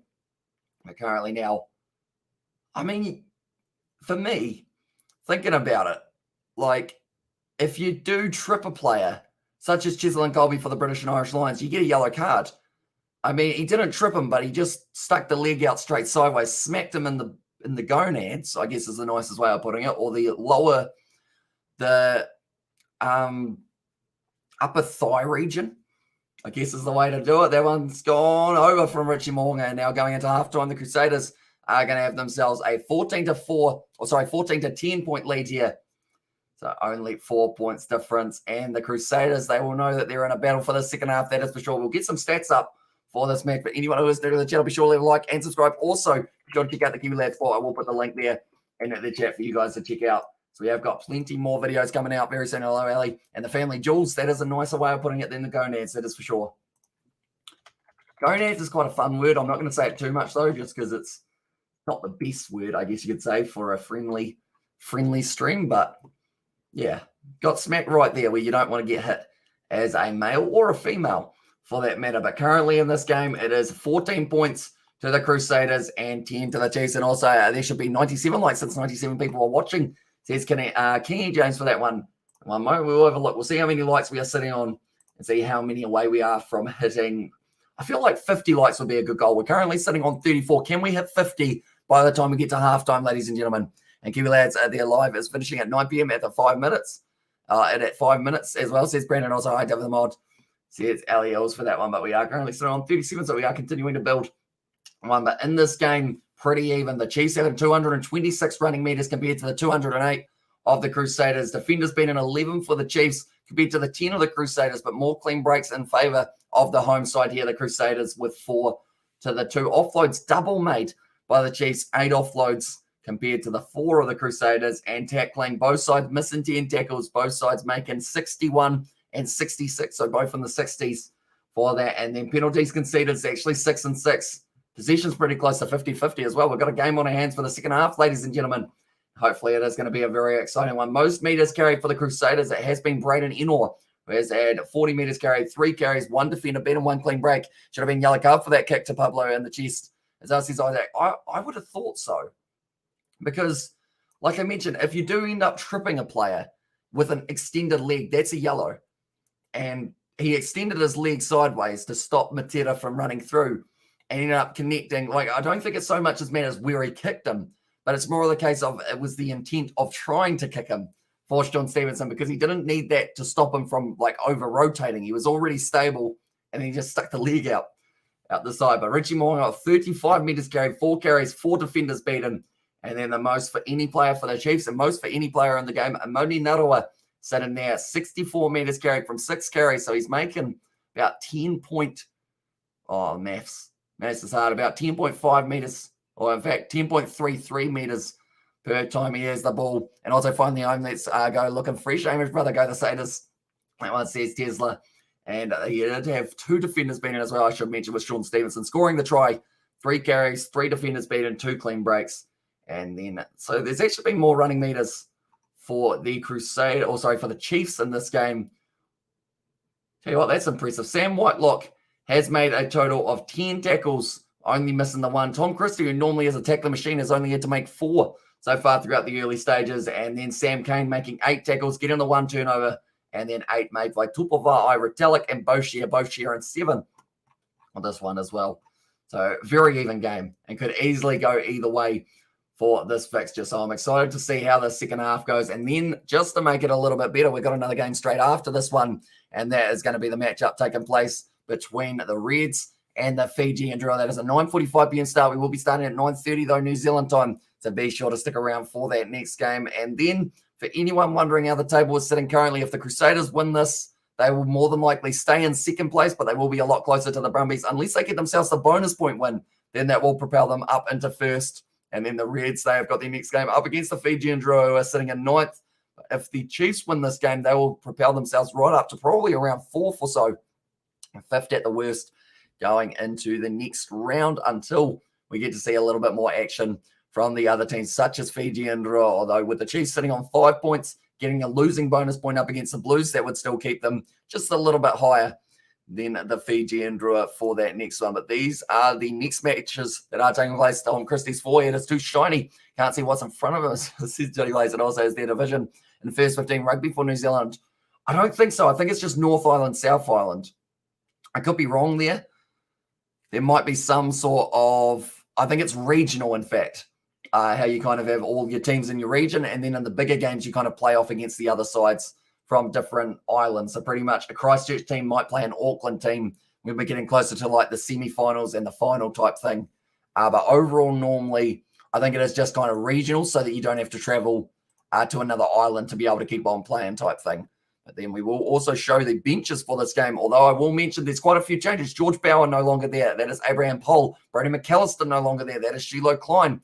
Don't know whether or not Tamaiti Williams is still going to be coming off the bench for this match. In fact, I'm going to refresh my thingy and see exactly who's going to be in the lineup. So it was Quinton Strange starting at 4. That was rather than Scott Barrett. It's Shiloh Klein, Abraham Pohl, and it's actually George Bauer is going to be slotting in at number 18. Mitchell Dunshay, because he was promoted into the starting lineup, said they've got Dom Gardner, and then the rest of the bench is unchanged for the Chiefs. The only one that is a question there is Tom Florence or Lachlan McWennell. It is Tom Florence for this game. That is who they have gone with for this second half. I assume he'll get about 20 to 30 minutes at the end, probably replacing Boshier, and also we've got the OGs in the house, and I think the Chiefs will be the Crusaders. The Chiefs are my home team. Says Ryan Sims there, and do your school have a first 15 side? We did, but then we didn't because we didn't have enough kids to be able to play or enough players to play in that side. Unfortunately, like being from a school that only has about 30 people in each year, it is always tough to try and find a first 15 side to be able to, I guess, compete with other teams. But currently we are sitting 8 subscribers away from the 10,000. So if you are new to the channel, be sure to leave a like and subscribe as we are getting closer and closer every single second to being able to bring up that 10,000. For 10,000 subscribers, I believe we are going to be doing a video of reacting to old unseen Kiwi lads footage, which will be an interesting one. And there's some interesting clips in there, such as things involving sumo suits, such as things involving pool, as in like pool with the cue and the balls, rather than the ball or the pool including swimming. I should say, and go the Chiefs says Dark Raider there. Currently, they're doing very nicely. The scoreboard is still yet to update to say that the Crusaders are on. There we go. Now it has put it up to 14, and also you need to refresh your scoreboard. I think we were on the same wavelength there, Novman, but 4 points difference between the two sides. Sean Stevenson scoring the first try of the match. That was for the Chiefs. And then David Arveli scoring the next try of the match, and that was for the Crusaders. So, big question time. that's going to be who will score the first try of the second half. Will it be the Chiefs? Will it be the Crusaders? Was George the first 15 captain cheerleader? Changing towel whipper. I think he was pretty good with the towel whips overall. But he did play, he started off as a centre, I believe he was, and then he kind of just was a utility back in one of the first 15 / rugby, because I think they had to combine it with another school just to be able to have enough players. So I think it was us and maybe Mackenzie or something along those lines. And first 15 rugby is still big in New Zealand. There's a super comp for the top teams as well, says David the Mod. Yeah, there are certainly some very good, young, talented players, and some of them actually getting the opportunity, such as a Nico Jones or someone like that. He's actually got the opportunity to play for Moana Pacifica this year. And also my brother, and that says Johnny Blaze to David 23, and that one. But nonetheless, we are getting closer and closer to the second half getting underway here for these two sides. I'm excited. I'm very excited because this game seems like it could be an extremely close one going right down to the wire. And the Crusaders, they will want to win. They've got an all-star lineup for that back line. You've got Richie Moonga, Bryn Hall, Braden Enoch, David Arvili. Alongside them, you've also got out on the wing Sevu Reece, Lester Fainanoku, hardly seen him for this matchup. And then it is also Will Jordan. So I think we see more of Will Jordan, more of Lester Fainanoku, and also Richie Moonga really being that playmaker for the Crusaders. That is where they will definitely be rewarded throughout the second half. Whereas for the Chiefs, I think it's Gatlin. He's got to step up and really start to cement himself as that really shining light in that back line, because he's got Sean Stevenson out on one wing. He's also got Anton Leonard-Brown, Quinton Pyer in the midfield. They will be good enough to be able to score themselves tries when they need to, but it's that big thing of you got to give them enough space to be able to make the most of it. And that is where they are lacking just a little bit there. The Crusaders at this current, or sorry, for the Chiefs at this current point in time, and also using those big loose forward trio that they have got in terms of Peter Kasawakula, Sam Kane, and then also Kalen Boshia, who will become Tom Florence, I would think, more than likely in the later stages. Still no sign of Luke Jacobson, so I believe that is due to injury. He is not going to be playing as of yet, but hopefully he does make his return soon for the Chiefs, because he is certainly going to be a good option for them. I mean, when you got Sawakula, Kane, and Jacobson as your loose forward trio, you're going to be making meters. That is for sure. Currently, I'm just trying not to sneeze again. Unfortunately, it seems like that fire there, it's just making me sneeze a bit more, of course. But more than likely, it is just hay fever, unfortunately, an odd one with the peace signs. And out from Johnny Blaze with the flame as well, which does always stand out very nicely. But currently, they've got miniature Brody Retallick. It's kind of a cartoon version of him. I feel like a cartoon rugby game would be kind of cool.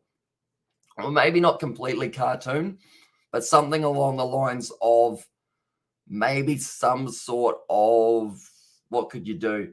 Like slightly, no, people don't like cartoon rugby games, do they? They want like a professional one, like Rugby 08, just remastered. Rugby 08 remastered or something along those lines with a good rugby game. It's what we need, I would say, overall. But the next game that we are going to be covering on the channel, it will be the Reds taking on the Fiji and Drua for this one. It's very warm in here. Currently, we're sitting, it's not 16 degrees. It says it's 16, but it certainly isn't. So I'm going to be a bit cheeky here. You'll hear a little bit of... How do I use this? Is that on? No. Oops. There we go. I'm just going to quickly turn on the heat pump to blast some cool air into the room for a very short moment while we're still at halftime as well. And then after we get back into the second half, I am going to go back to the warmth. But these lights do create quite a bit of heat for myself, unfortunately. It is quite loud, isn't it? Unfortunately, but we will we'll turn it off after halftime. And also, are you still nude sunbathing? Only when the neighbors aren't home.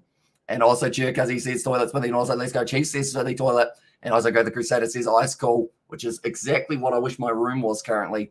And also it's sitting at 17 degrees here. And also Chiefs going to score a try in the first half and converted one at that. There you go. We'll have to wait and see how it does end up going for them. But they've got some very talented players. They would have loved a Damian McKenzie, but Amoni Narawa for myself, he's doing pretty well currently.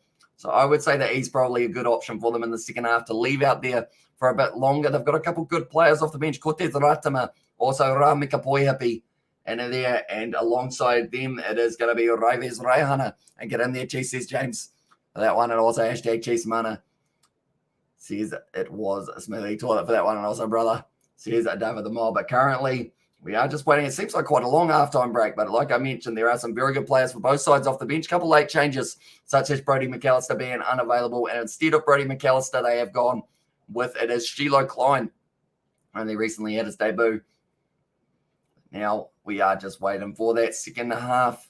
I'm gonna guess again because I did get it right last time. I'm gonna say for the Chiefs, it's gonna be Kalen Boshier. Don't know why, but he's going to score the first try of the second half. And then for the Crusaders, if someone's going to score it, I think it's going to be the quick step and feet of Stephen Reese out on the wing. I was like, what's up, brother? Says Smithy Toilet for that one as well. Yeah, I think it's going to be one of those two. I'll probably get it completely wrong. I did get the first one right, so I probably should have just quit there when I was ahead. And also, I thought I saw Tesla on here. Says David the Mon and also Chiefs Mana. Says Dark Raider. See, that's the thing. I'm wearing the Chiefs kit. I am from Canterbury.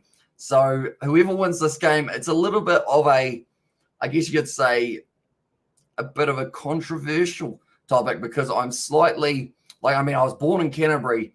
I live in Canterbury. I'm wearing a Chiefs kit. And the Chiefs, when I've worn this kit, have about an 85% winning success rate. The only game that they lost was their game up against the Blues right at the end of Super Rugby Trans-Tasman. Or sorry, right up at the end of Super Rugby Aotearoa, but that was because they already made it to the final.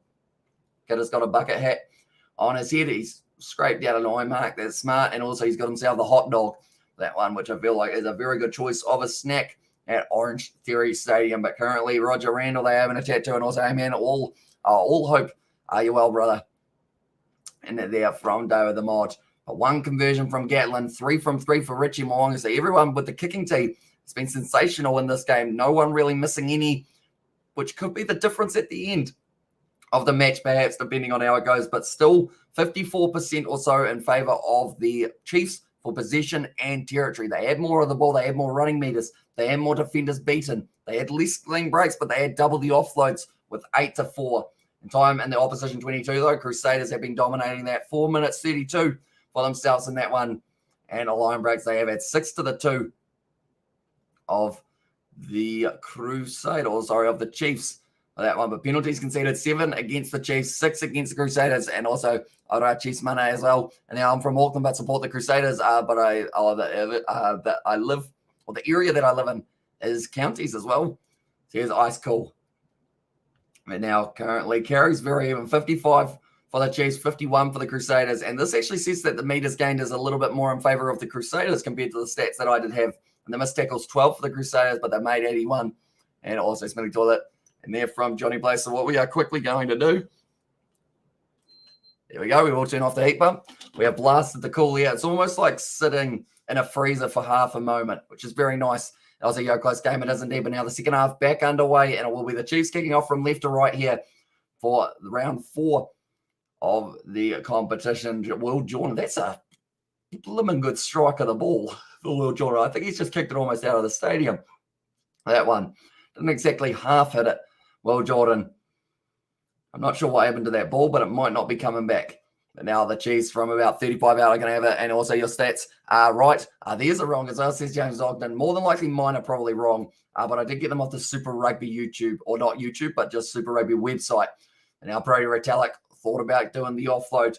Wasn't quite able to find it. Row now back across. Parval linking up nicely. This is opening up very nice space for the Chiefs on the outside. Anton Leonard-Brown running hard and sideways. Flicks it back on the inside. Alex Nankerville close to the touchline, but he does just enough to keep himself inside of the field of play.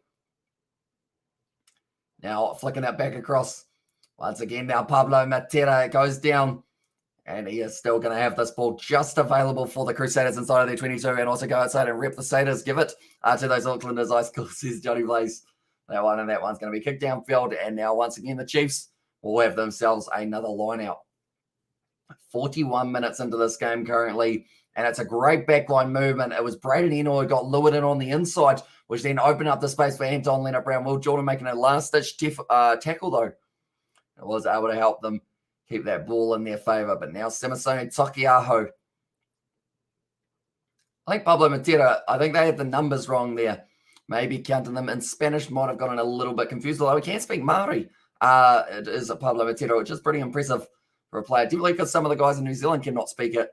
Instead, but now Brodie Retallick trying his way forward, 45 metres out row after Gatlin Lankerville trying to cut on the inside. He's going to be wrestled down. We haven't really seen too much of Quinton Pye so far Or that looks like a serious ankle injury maybe for Matera. He looks like he's limping quite badly. Might have gotten his ankle stuck underneath that last breakdown, 35 and 5 phases in. Now Gatlin, ball on the outside. It was almost an interception pass thrown, kick downfield from David Arveli, waiting for this ball to sit up. He does flick it on the inside, doesn't quite find the hands he was after of Richie Mo'unga, but instead gets it off to Bryn Hall has got it now. Sever Reese, attack and run. They've got numbers on the outside. Christie off to Matera with the drawing pass. Off to Whainā-Nuku, stepping on the inside, flicks out the back, sits up to Will Jordan, who accelerates, and he is going to be dragged down. Didn't give it off to George Bowers already. Had the replacement. They looked like it was almost going to be the try for Whainā-Nuku, but they've held him up there, the Chiefs. And that's going to be the goal line dropout now. And Pablo speaks Māori. That's pretty impressive as well. It is indeed. I think I saw an interview that they had with him after. He probably knows more Māori than myself. Let's say, let's go Canterbury. Says Obi for that one, and currently almost getting themselves their try in the form of Leicester Whainā-Nuku. But the decision-making there, they could have easily gone to Bauer on the inside. Instead, Will Jordan hung on to it. And then Whainā-Nuku just waited a bit too long to get that pass out the back. Fireman Pablo making amends of the Argentine. He's gone down the woke path, washing his hands clean into as says Johnny Blaze. Now Pablo Matera once again with a step, flicks it out the back, and he fits in with the way that the Crusaders play very well because he does find offloads from all over the place.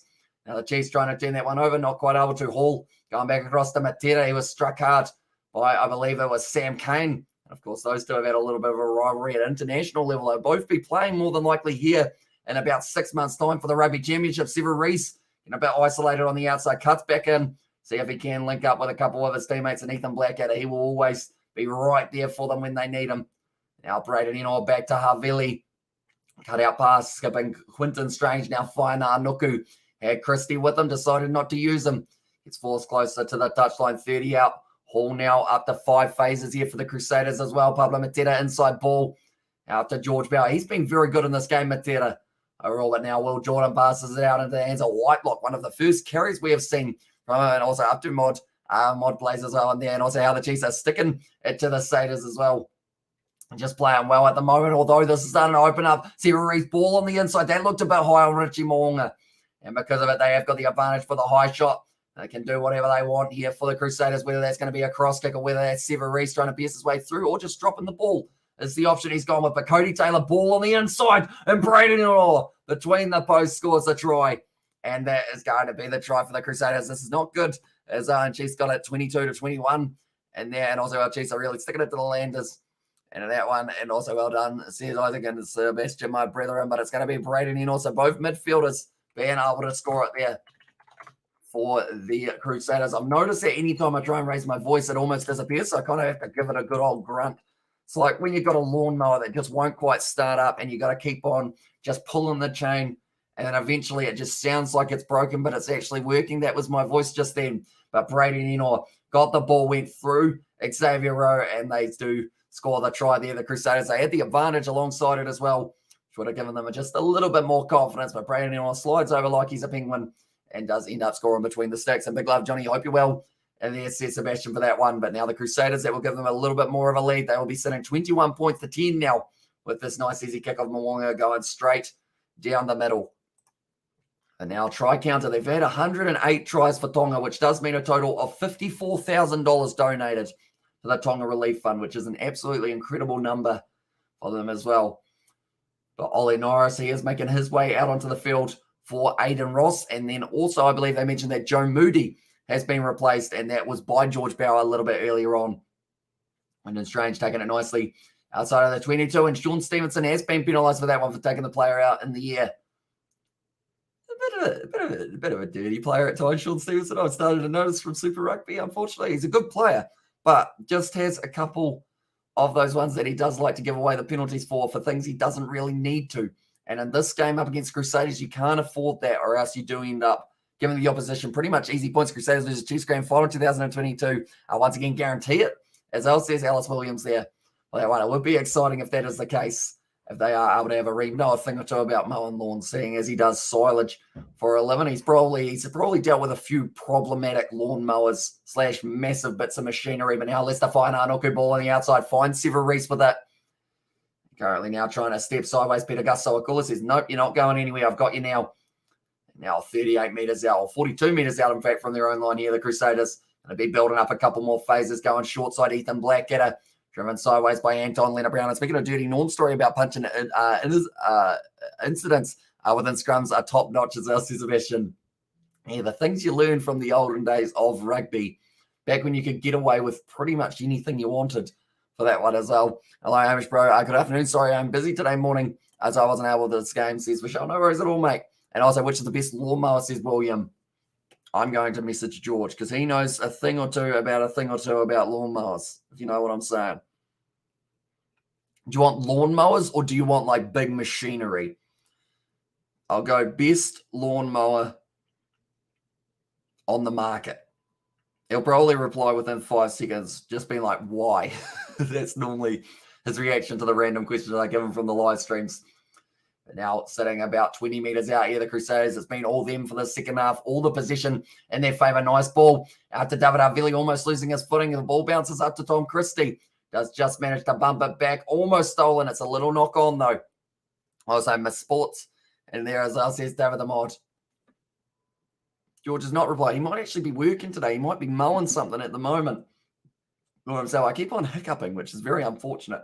Don't like hiccuping too often, but has made the most tackles in Super Rugby Pacific this season with 63 for Tom Christie and Lawnmower Miss Sport. As on there says William, and also go electric fuel, only going up, says Obi. I guess that's a good point as well. Maybe you get yourself a Makita one. Is Makita the one who do all the battery-powered things? Because, or you just end up absolutely just balling out, spending like $3,000 on one that just does it itself. It just kind of walks around the yard, or not walks, but waddles or slides around your yard, doesn't it? And it just slowly chops it every single day for ages. And Bismarck is getting the wife to do it for you, says Jody Blaze. And also, Chiefs, I will come back and win by 20, says Wrinkleberger. I don't know about winning by 20, but if they win by 2, they'll be pretty happy, I would think. And don't get an Ozito mower, says Rinko. And also the GOAT, says Obi Snake. Ball's going to be stolen there. Almost taken by the Crusaders and then stolen back by the Chiefs. Cody Taylor unable to get his hands on that one. And who won the game tonight? Says Chris Dixon. The game tonight, who are we talking? Are we talking NRL or Super Rugby? I assume maybe, are you saying Wales and France? That could be that match. Because if it is, it was in the end France who won it by 4 points in a very close game. And also, we got that Ringleberger absolutely is on that one. And Brent Hall on the halfway line. Oh, George Bauer puts the ball down, I believe it was. Was that George Bauer? No, that looks more like a David Arvili. No, it was George Bauer. It's hard to tell at times. I feel like they've got similar haircuts. Like, that's the thing. The Crusaders, they all go to the same barber, like we mentioned. Several Reese and Whainā Nuku, so they get the same cut. Then they've got a couple mullets lurking around. I wonder how long it will be till we see a full-on, like, Kiwi mullet from Pablo Matera. Probably only a matter of time, surely. Also, Makita down at Milwaukee #1.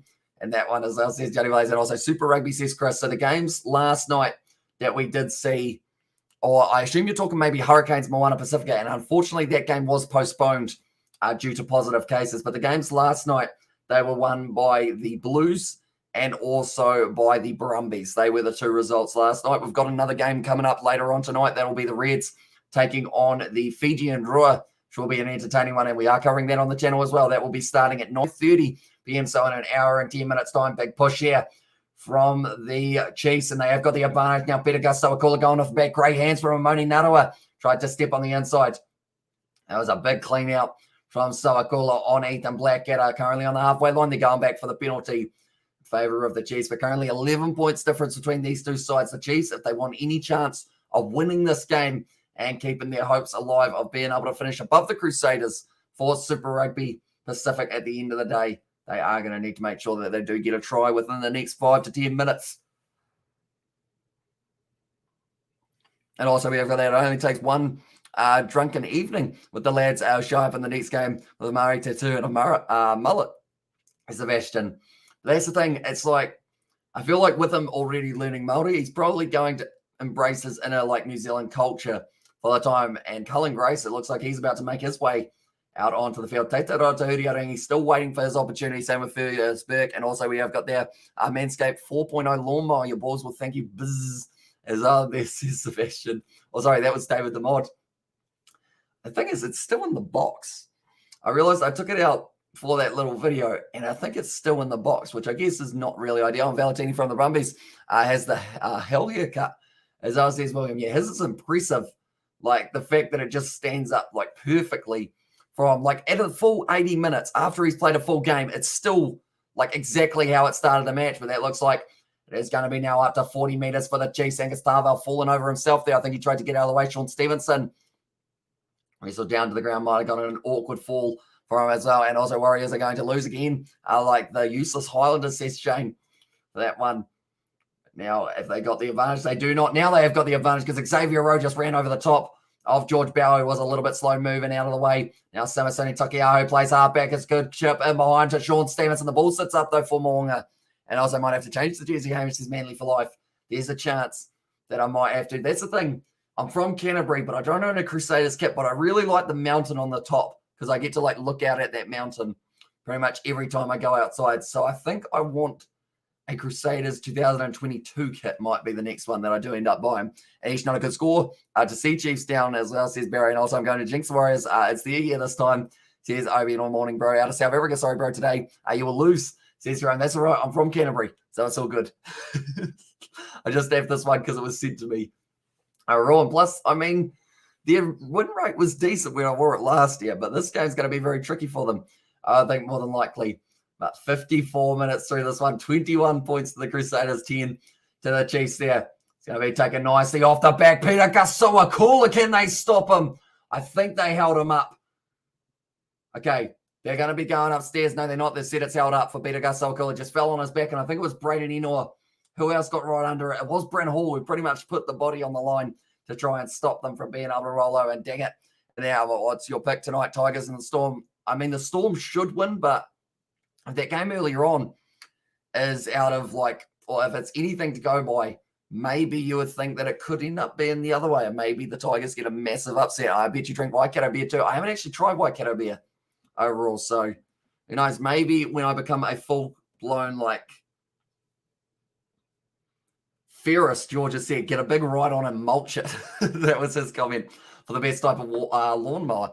So he's going big with the type that he is. But Kalen Boshier now driving his way forward up the Crusaders, and the Storms is Manly for life.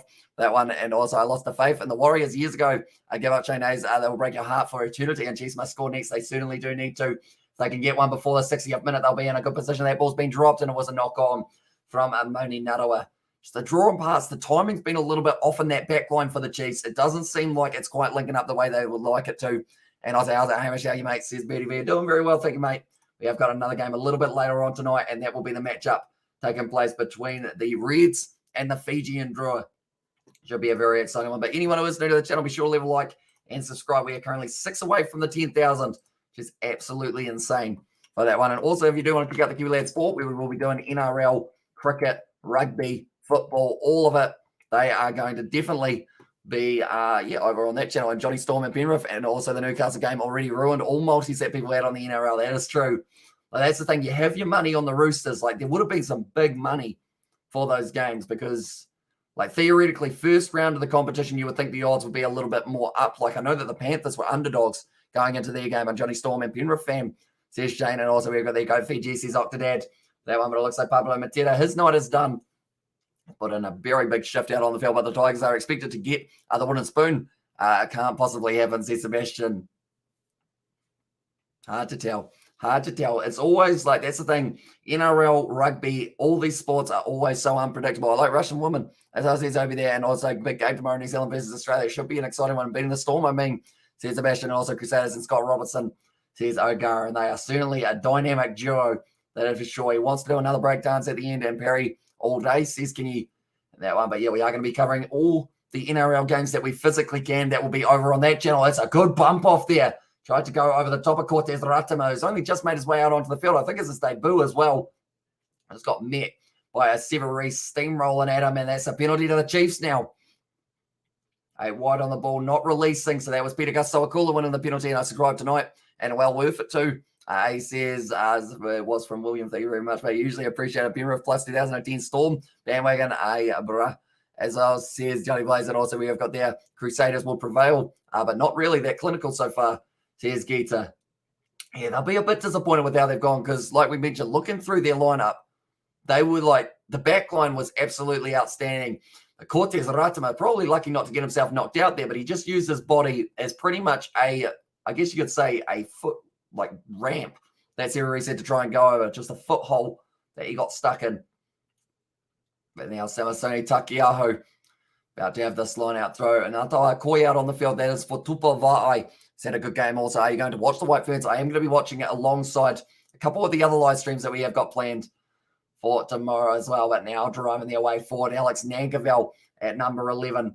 Tackled by Tom Christie, the leading tackler in the competition. Good front ball here for Anton Leonard-Brown, I should say. Now Peter Gasawakula getting closer, only 10 metres out. Crusaders trying to get straight on the ball here. Cortez Ratama goes back to Brody Retallick, the big man, at number 5, still available after 6 phases now, and they keep on putting it together. That ball's been dropped, though, and knock on, and now Cullen Grace drives his way up to the 22 for an all. Fires it back to Richie Moonga, who does put the kick down the middle, almost at 10k subs. Kiwi lad says Brandon. Oh, sorry, that was from Barry. We are indeed very close. A little bit of a juggle there for Imani Narawa. Was able to outrun Will Jordan, but now trying to get straight in the breakdown there for the Crusaders, unable to turn it over for Faina. Look at how good was Peter Feta last night. That man just doesn't seem to feel pressure. Like we saw him in the game the week prior as well to get the massive kick from the sideline that helped win them that game. That's a massive kick in behind. Who is that? That's Sam Whitelock back there covering that. Now passes it across the hands of David Arvili. He's got a long boot. Does strike it all right, but it's not finding touch. Now taken by Sean Stevenson.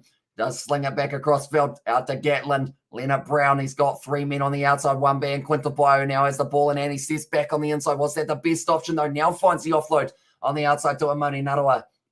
You have to say maybe should have just kept on charging towards the touchline and get the Aval wrestled down.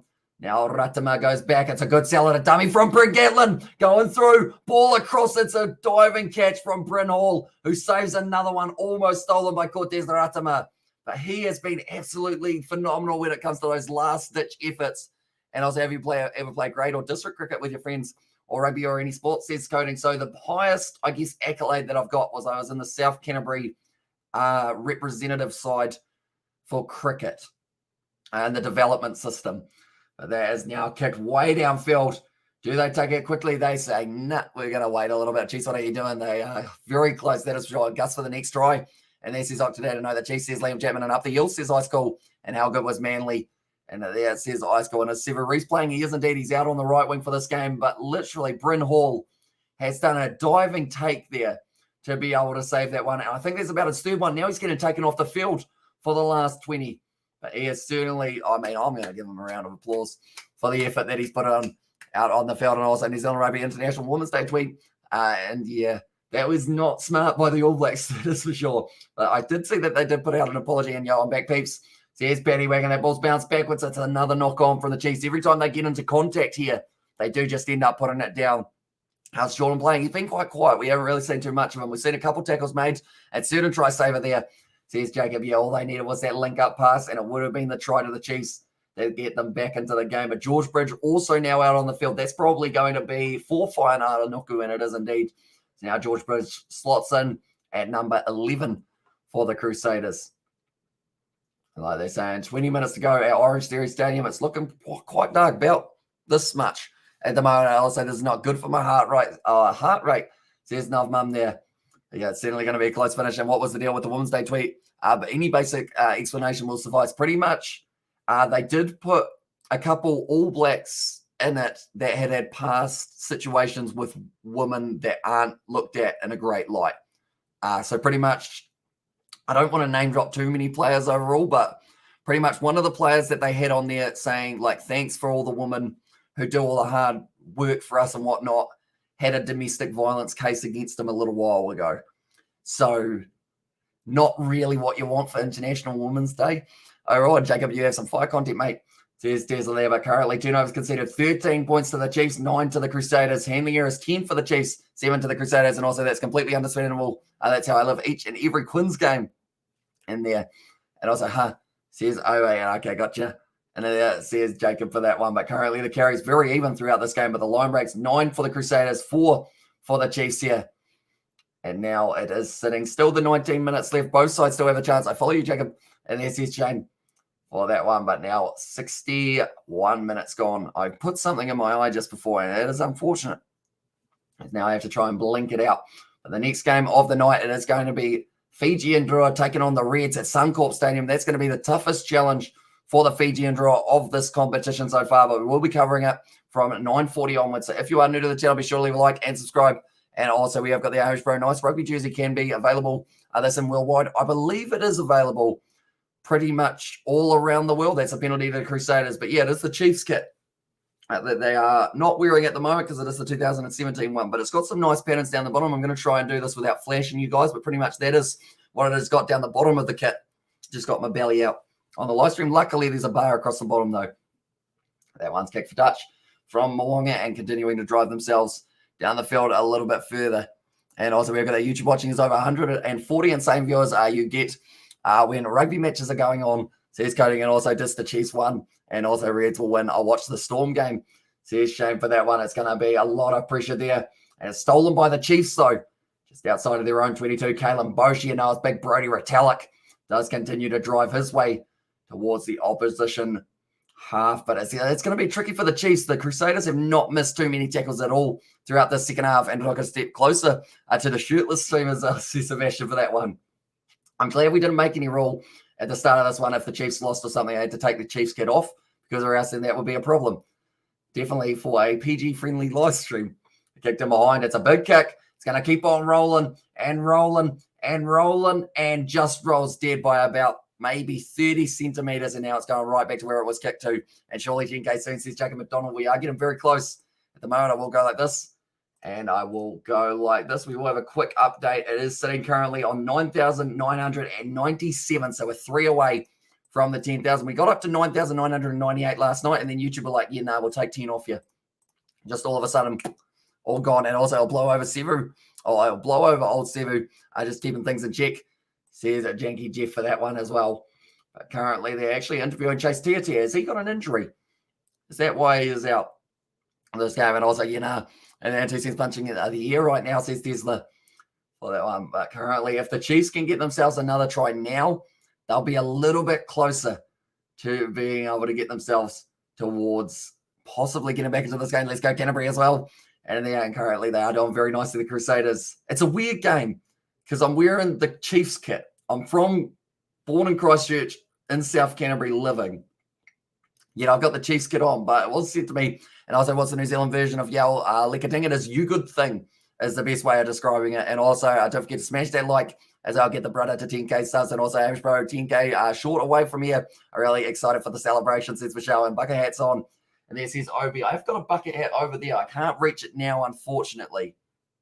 So far away. If I could reach it, I'll put it on. How about that?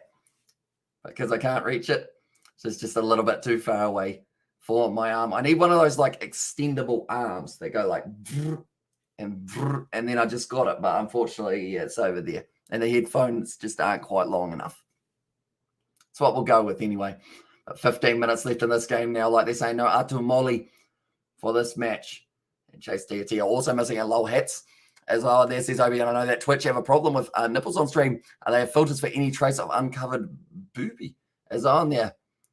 Do they? So like, as in like a filter that comes up on the screen, or as in like they just block it? I assume it's just blocking it. And what was the France final score? I believe it was... what was it in the end? I think it was 13 points to 9 or something like that. And Storm will win. Popcorn Hazen for the hat trick as well. Says Yankee Jeff. And also, hey girl, I got box of New Zealand lager and a tinny come with me. He's Johnny Blaze there. But now after the 22 hours, your cat, he's doing very well. He does sleep quite a bit at the moment because of the hot weather, but he doesn't seem to mind it too much. And you're going to do any matches live. I can't stream forever. As well, says Chris Howell for that one. Wait, you're going to do... you're going to go to any matches live. Can't stream forever. Says Chris Howell. I mean, maybe one day I will go over to a game. So we'll see how it goes. I'd like to go to maybe All Blacks versus Argentina, but if I don't go, I'll probably send someone else to the game. I think they give you a streaming restriction for a certain amount of time. And there as well. Now passing it back across field. The Chiefs up to the 22 now. Continuing to just build phase after phase after phase. Teitaro Tahuri Orangi. He will be marking up against the youngster. And Kote Ratama stolen by series, but they did have the advantage. You can stream forever, Chris. He's an alien as well. I am a bit of an alien, I guess you could say. Like, the thing is, I seem to always just talk, no matter what time of the night that it is. Like, we've got about 4 more live streams tonight. Come on, Chiefs as well, says Kingy there. And England haven't played well for a while, says William. So they've got a big test later on tonight up against Ireland. That is going to be 5:45 a.m. We will be up for that game, of course, as it is a nice early morning start for us here in New Zealand and France to win the Six Nations, says Shane Hayes. Should be exciting. See how it does end up going, because if England or Ireland win this game, they still have a little tiny slither of a chance of beating France for the Six Nations, but England will have to win their game up against them next week. And vamos Crusaders as well, 26 punto por favor as well. And there says Estefano, so welcome into the live stream, mate. Hope you are doing well. Of course, I would assume Pablo Matera, probably a player you are very fond of, has gone off the field a little bit earlier on, but George Dyer now, he is going to get a chance for Angus Tarval, who is now going off the field for this late change. But the Chiefs, they're going to be 5 meters out. Who's got the ball? Who's holding it? Oh, okay. There it is. I was trying to find the ball. I couldn't find it, but Bradley Slater, he was hanging on to it on the line out. Now 5 meters out here for the Chiefs, getting driven backwards, and very good rolling ball defense from the Crusaders. They've been told to use it once. You cannot afford to leave that ball in there for too long, or else the Crusaders do just that. The ball is still out the back, though, and they've been able to keep hold of it, I should say. Now Quinta Paya going off to Cortez Ratama, looking to the short side. It's going to be Big Nato Koi. He wasn't quite able to free the arms to find the offload that he required. Ratama off now to Big Brody Retallick, wrestled down by Quinton Strange in what has been a good battle at lot time. Tom Florence now with the step, taking big contact in the midfield. It was in the end George Bauer able to wrestle him down. Wide flat pass out to Aiden Ross, trying to spin out of the tackle. The Chiefs have still got this one up to 8 phases now. Cortez Ratama passes it across to Peter Gasoakula, reaching out, almost able to touch the line. Now Ratama goes back across to George Dyer. 3 defenders for the Crusaders go up and do stop him from making it over. And they just continue to drive and drive and drive. George Bauer getting close to turning it over that time. Now Kalen Boshia still going forward. Chiefs up to 11 phases. It's a mistake, though, and it costs them again, only 10 meters out from the line. I don't ask how I know that. And they've got hot tub streams while wearing bikinis and bras are allowed, which is more sexual than a shirtless stream, says Sebastian for that one. Now, Tahuri, I know he goes back across, but you have to say that's another chance for the Crusaders that they just didn't quite get right. And I was a Dream All Blacks team. Oh, I mean, to be fair, the Crusaders backline, theoretically, you're probably looking about maybe 3 or 4 of them in that All Black side. There you go with, is it all generations or is it just now? And Sean is back for the Warriors. And that one he is indeed. I'll say that's just a classic. Johnny comment, love you, brother. He said I went for a walk up the mountain behind me, a narrow steep stairway to look out. A Chess TV stunner was running down past me. Didn't help at all for the up down. I was being hypnotized from her. Here's Johnny. Yeah, it wouldn't be a live stream without a Johnny Blaze story of what's happened in his day about who he's looked at as well. But now, currently, anyone who is new, be sure to leave a like and subscribe. Remember, the 2002 Crusaders had 12 or 13 starters in the All Blacks. Currently, 2 subscribers away from the 10,000 as well. So if you do want to help us out, please do. But currently back in the hands of the Chiefs, 40 out. Maybe it was 2000 and all generations. Okay, so you got to have Dan Carter in there. You probably got Richie McCaw. Who else would you have? I mean, Jonah Lomu, you'd have him in there if you could. Who else? Tell you what, that's a tough question. That would be like a good video idea of having it for a while. No, as the ball as well says, King at the moment, the Chiefs have got it on the 22. Still continuing phase after phase. That's Cortez Ratama back to Peter Gasoakula. Still available. Ratama goes back. Ball inside to Alex Nankerville from Gatland.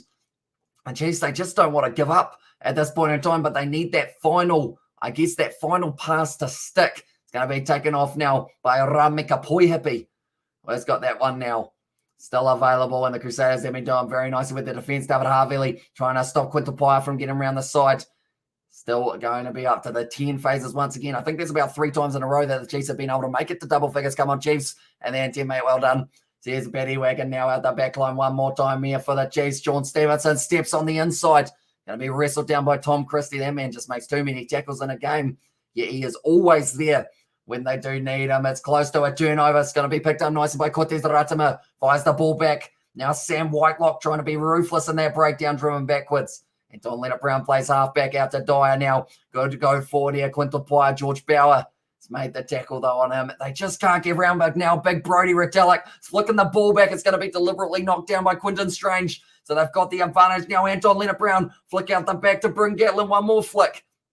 On to, I believe it's actually Sam came without the strapping. I actually got confused for a second there. They're now going back across. The Chiefs up to the 22. They've still got the advantage. If they didn't count their little knockdown from the Crusaders, they would literally be sitting about 25 paces at the moment. Great offload from Tom Florence. Now kick a mine from Sean Stevenson. It sits up and Mo'unga gets on it. And they will be going back for the initial penalty. And go Crusaders, says Garrett there. And also Ogre says David the Mod. And also Warriors doing okay against St. George, and also 14-10 in the Warriors game. That looks like Richie Mo'unga might have some sort of ankle injury here. But Tom Florence working hard. Lewis and Sever Reese, ball on the outside.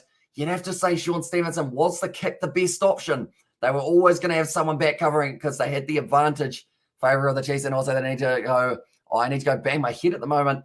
And there says David, they've been so close, yet so far away about 6 times in this game, the Chiefs. And now it is a goal line dropout. David Overley getting good meterage on that one down to the halfway line. Peter Gusto-Akula winding up, running it straight, and it's taken down low.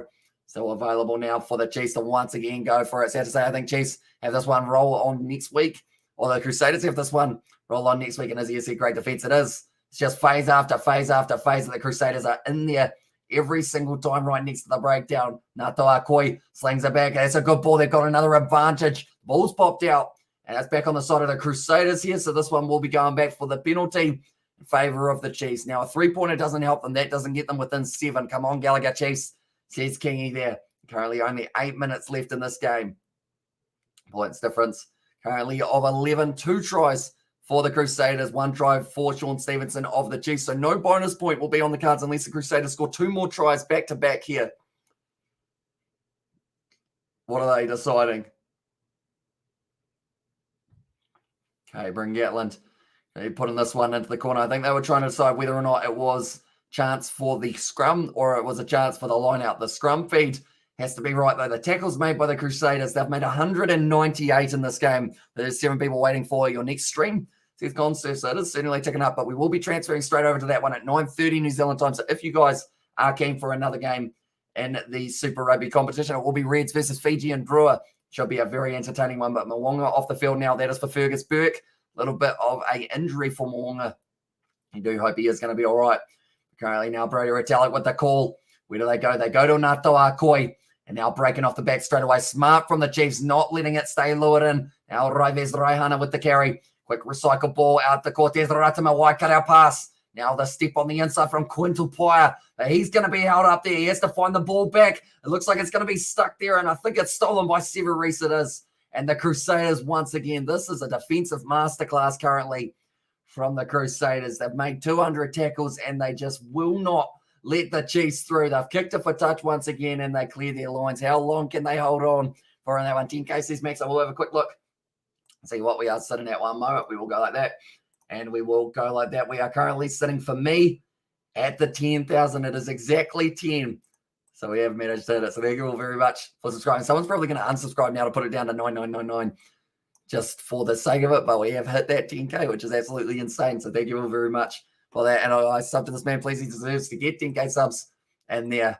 But yeah, normally with YouTube taking 10 off us earlier on, I think the best bet is to wait till a little bit later just to make sure that they aren't going to take them off us again and make us try and build up to the 10K. But now Bryn Gatland going back to Alex Nankivell, almost straight up the middle.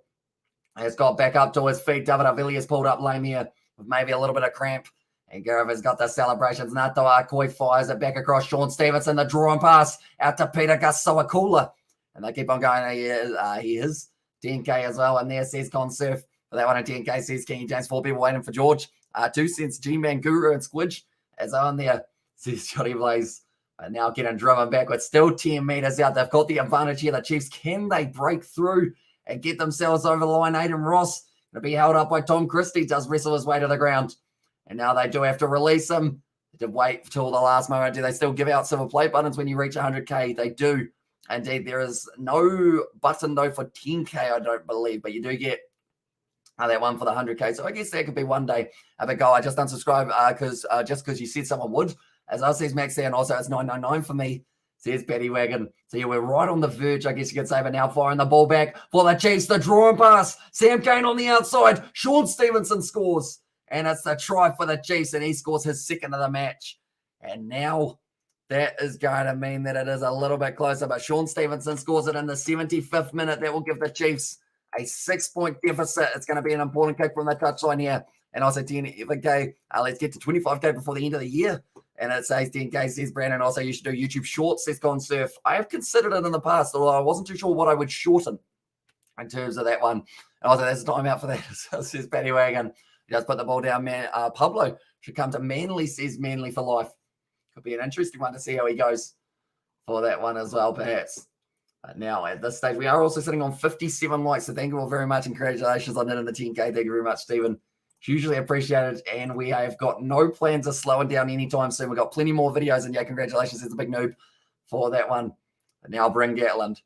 2 from 2 tonight. The probability of only 47%. He struck it beautifully, straight down the middle, and now it makes it a little bit closer. Dig deep, Chiefs. And that's one I says, Jason, welcome in, and you deserve it as well, says the Blue Noob.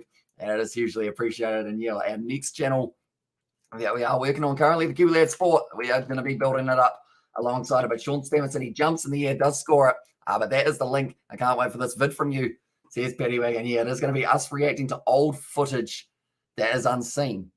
That's a little bit concerning, though, because there's some interesting footage in there that we will have to probably censor, to be fair. A lot of them will need censored. Let's go, Chiefs, says Paddy Wagon. I think it's just going to be me and Isaac, but then we are going to do a part 2 with all 4 of us when George and Daniel get a little bit more spare time from work, because they are currently flat out anytime it is sunny. But now kick deep into the 22. The Chiefs have got this one, and Alex Nankerville trying to do a bit of a step. I don't think they can afford to give the ball back to the Crusaders. Then they also can't afford to give away a penalty here. Now, Cortez Ratima, it looks like he is going to be putting up the box kick.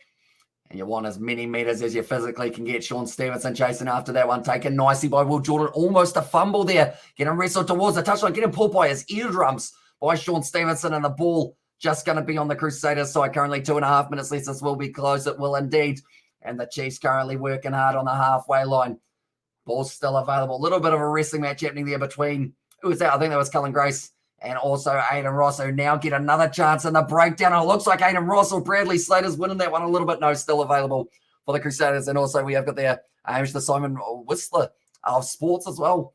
And there's Gareth. That ball's gone. Wow, that's gone big. It's going to be offside against the Crusaders, and the Chiefs have got themselves the penalty now. Hey, man, says Hill Fries. Welcome into live. So just sub to your other account. I love the stuff, mate. Says Gone Steph. So thank you very much, mate.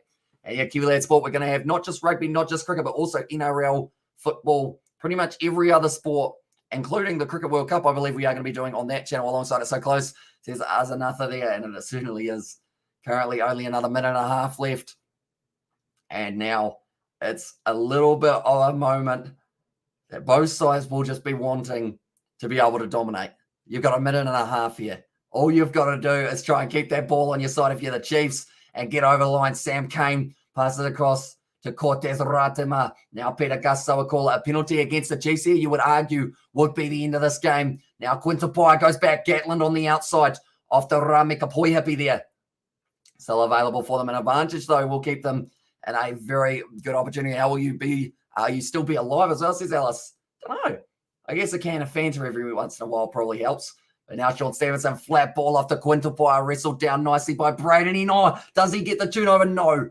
That was about as close as you can get to a turnover without getting one. Now straight through the middle. Bring Gatlin, wrestled down by Whitelock, trying to get straight back to the feet. But Peter Gusto gets a clean out. 40 seconds left now. Sam Cane, wide cut out pass out to Tupai, close to the touchline.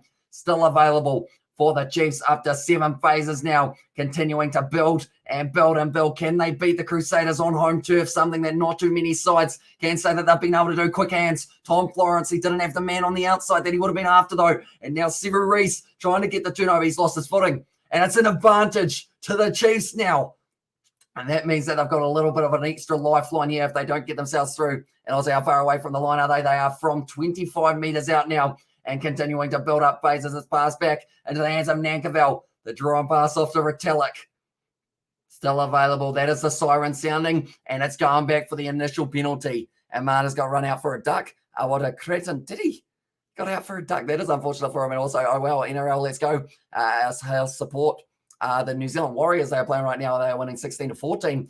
And also, if you're going to start watching the NRL, you should just support New Zealand Warriors. They are playing right now, and they are winning. Says Hill Fries there. So hopefully we do get to do a couple Warriors games on the Kiwi Lad Sport channel. This is so close. There, so we got no run. So he did it. Come on the Chiefs. And then Auckland Cup Day, Ellerslie today. Or tomorrow, sorry. And also, this is so close. He's the blue noob. It is indeed. Kick for the touchline. It's a good kick. And 5 meters out now, the Chiefs are going to have their line out. And come on, Chiefs, says Chris Dixon. And also, I'm on the edge of my seat. And come on, Chiefs. And they're right.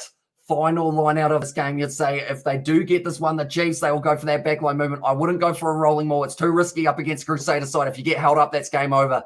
Going to the back now. Bradley Slater gives it off to Tom Florence. Now Peter Gasawakula taking the contact 5 meters out here for the Chiefs. They only need to score, and they will win this game. If they do end up converting it, it's just a little bit more of a bonus. Cortez Ratama back to Brody Retallick. 2 meters short, straight out in front of the post now. Now Ratama flings it out to Peter Gasawakula. The Crusaders trying to get the turnover. Quick recycle ball. There's the overlap, and the Chiefs score, and they win the game. And the Chiefs at OrangeTheory Stadium, it's the youngster Raives Raihana who has been able to get it. And the Chiefs beat the Crusaders. And you're going to stream the Fiji game. We are indeed Fiji and draw up against the Reds for that one. But that is the try for Raives. Oh, no, it's actually Rameka Poihipi who does score it. And the Chiefs have been able to do it. Johnny Blaze, your lucky Chiefs kit keeps on delivering at this stage. But it is going to be Rameka Poihipi who has been able to score it. And now we will add his name to the try scorers list. The Crusaders, they have gone down at OrangeTheory Stadium. And it was just nicely done. The overlap opened up. The Crusaders were right next to the breakdown. They had to defend hard. And they've made over 200 tackles throughout this match, but just not enough. And go Chiefs in there. And let's go. And up the Chiefs. And also cheers everyone for backing Chiefs. Mane and well, mate. What a knock to the Crusaders. Says Sebastian there. And also cheers. Yeah.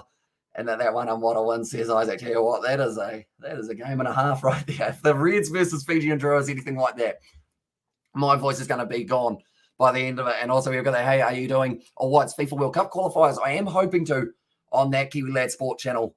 And hopefully we can get those going. I think they're next week, aren't they, if I'm not wrong?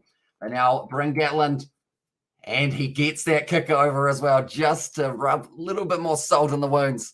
That is going to be the Chiefs winning this game. 24 points to 21. They fought hard. They had many opportunities that they didn't quite concede.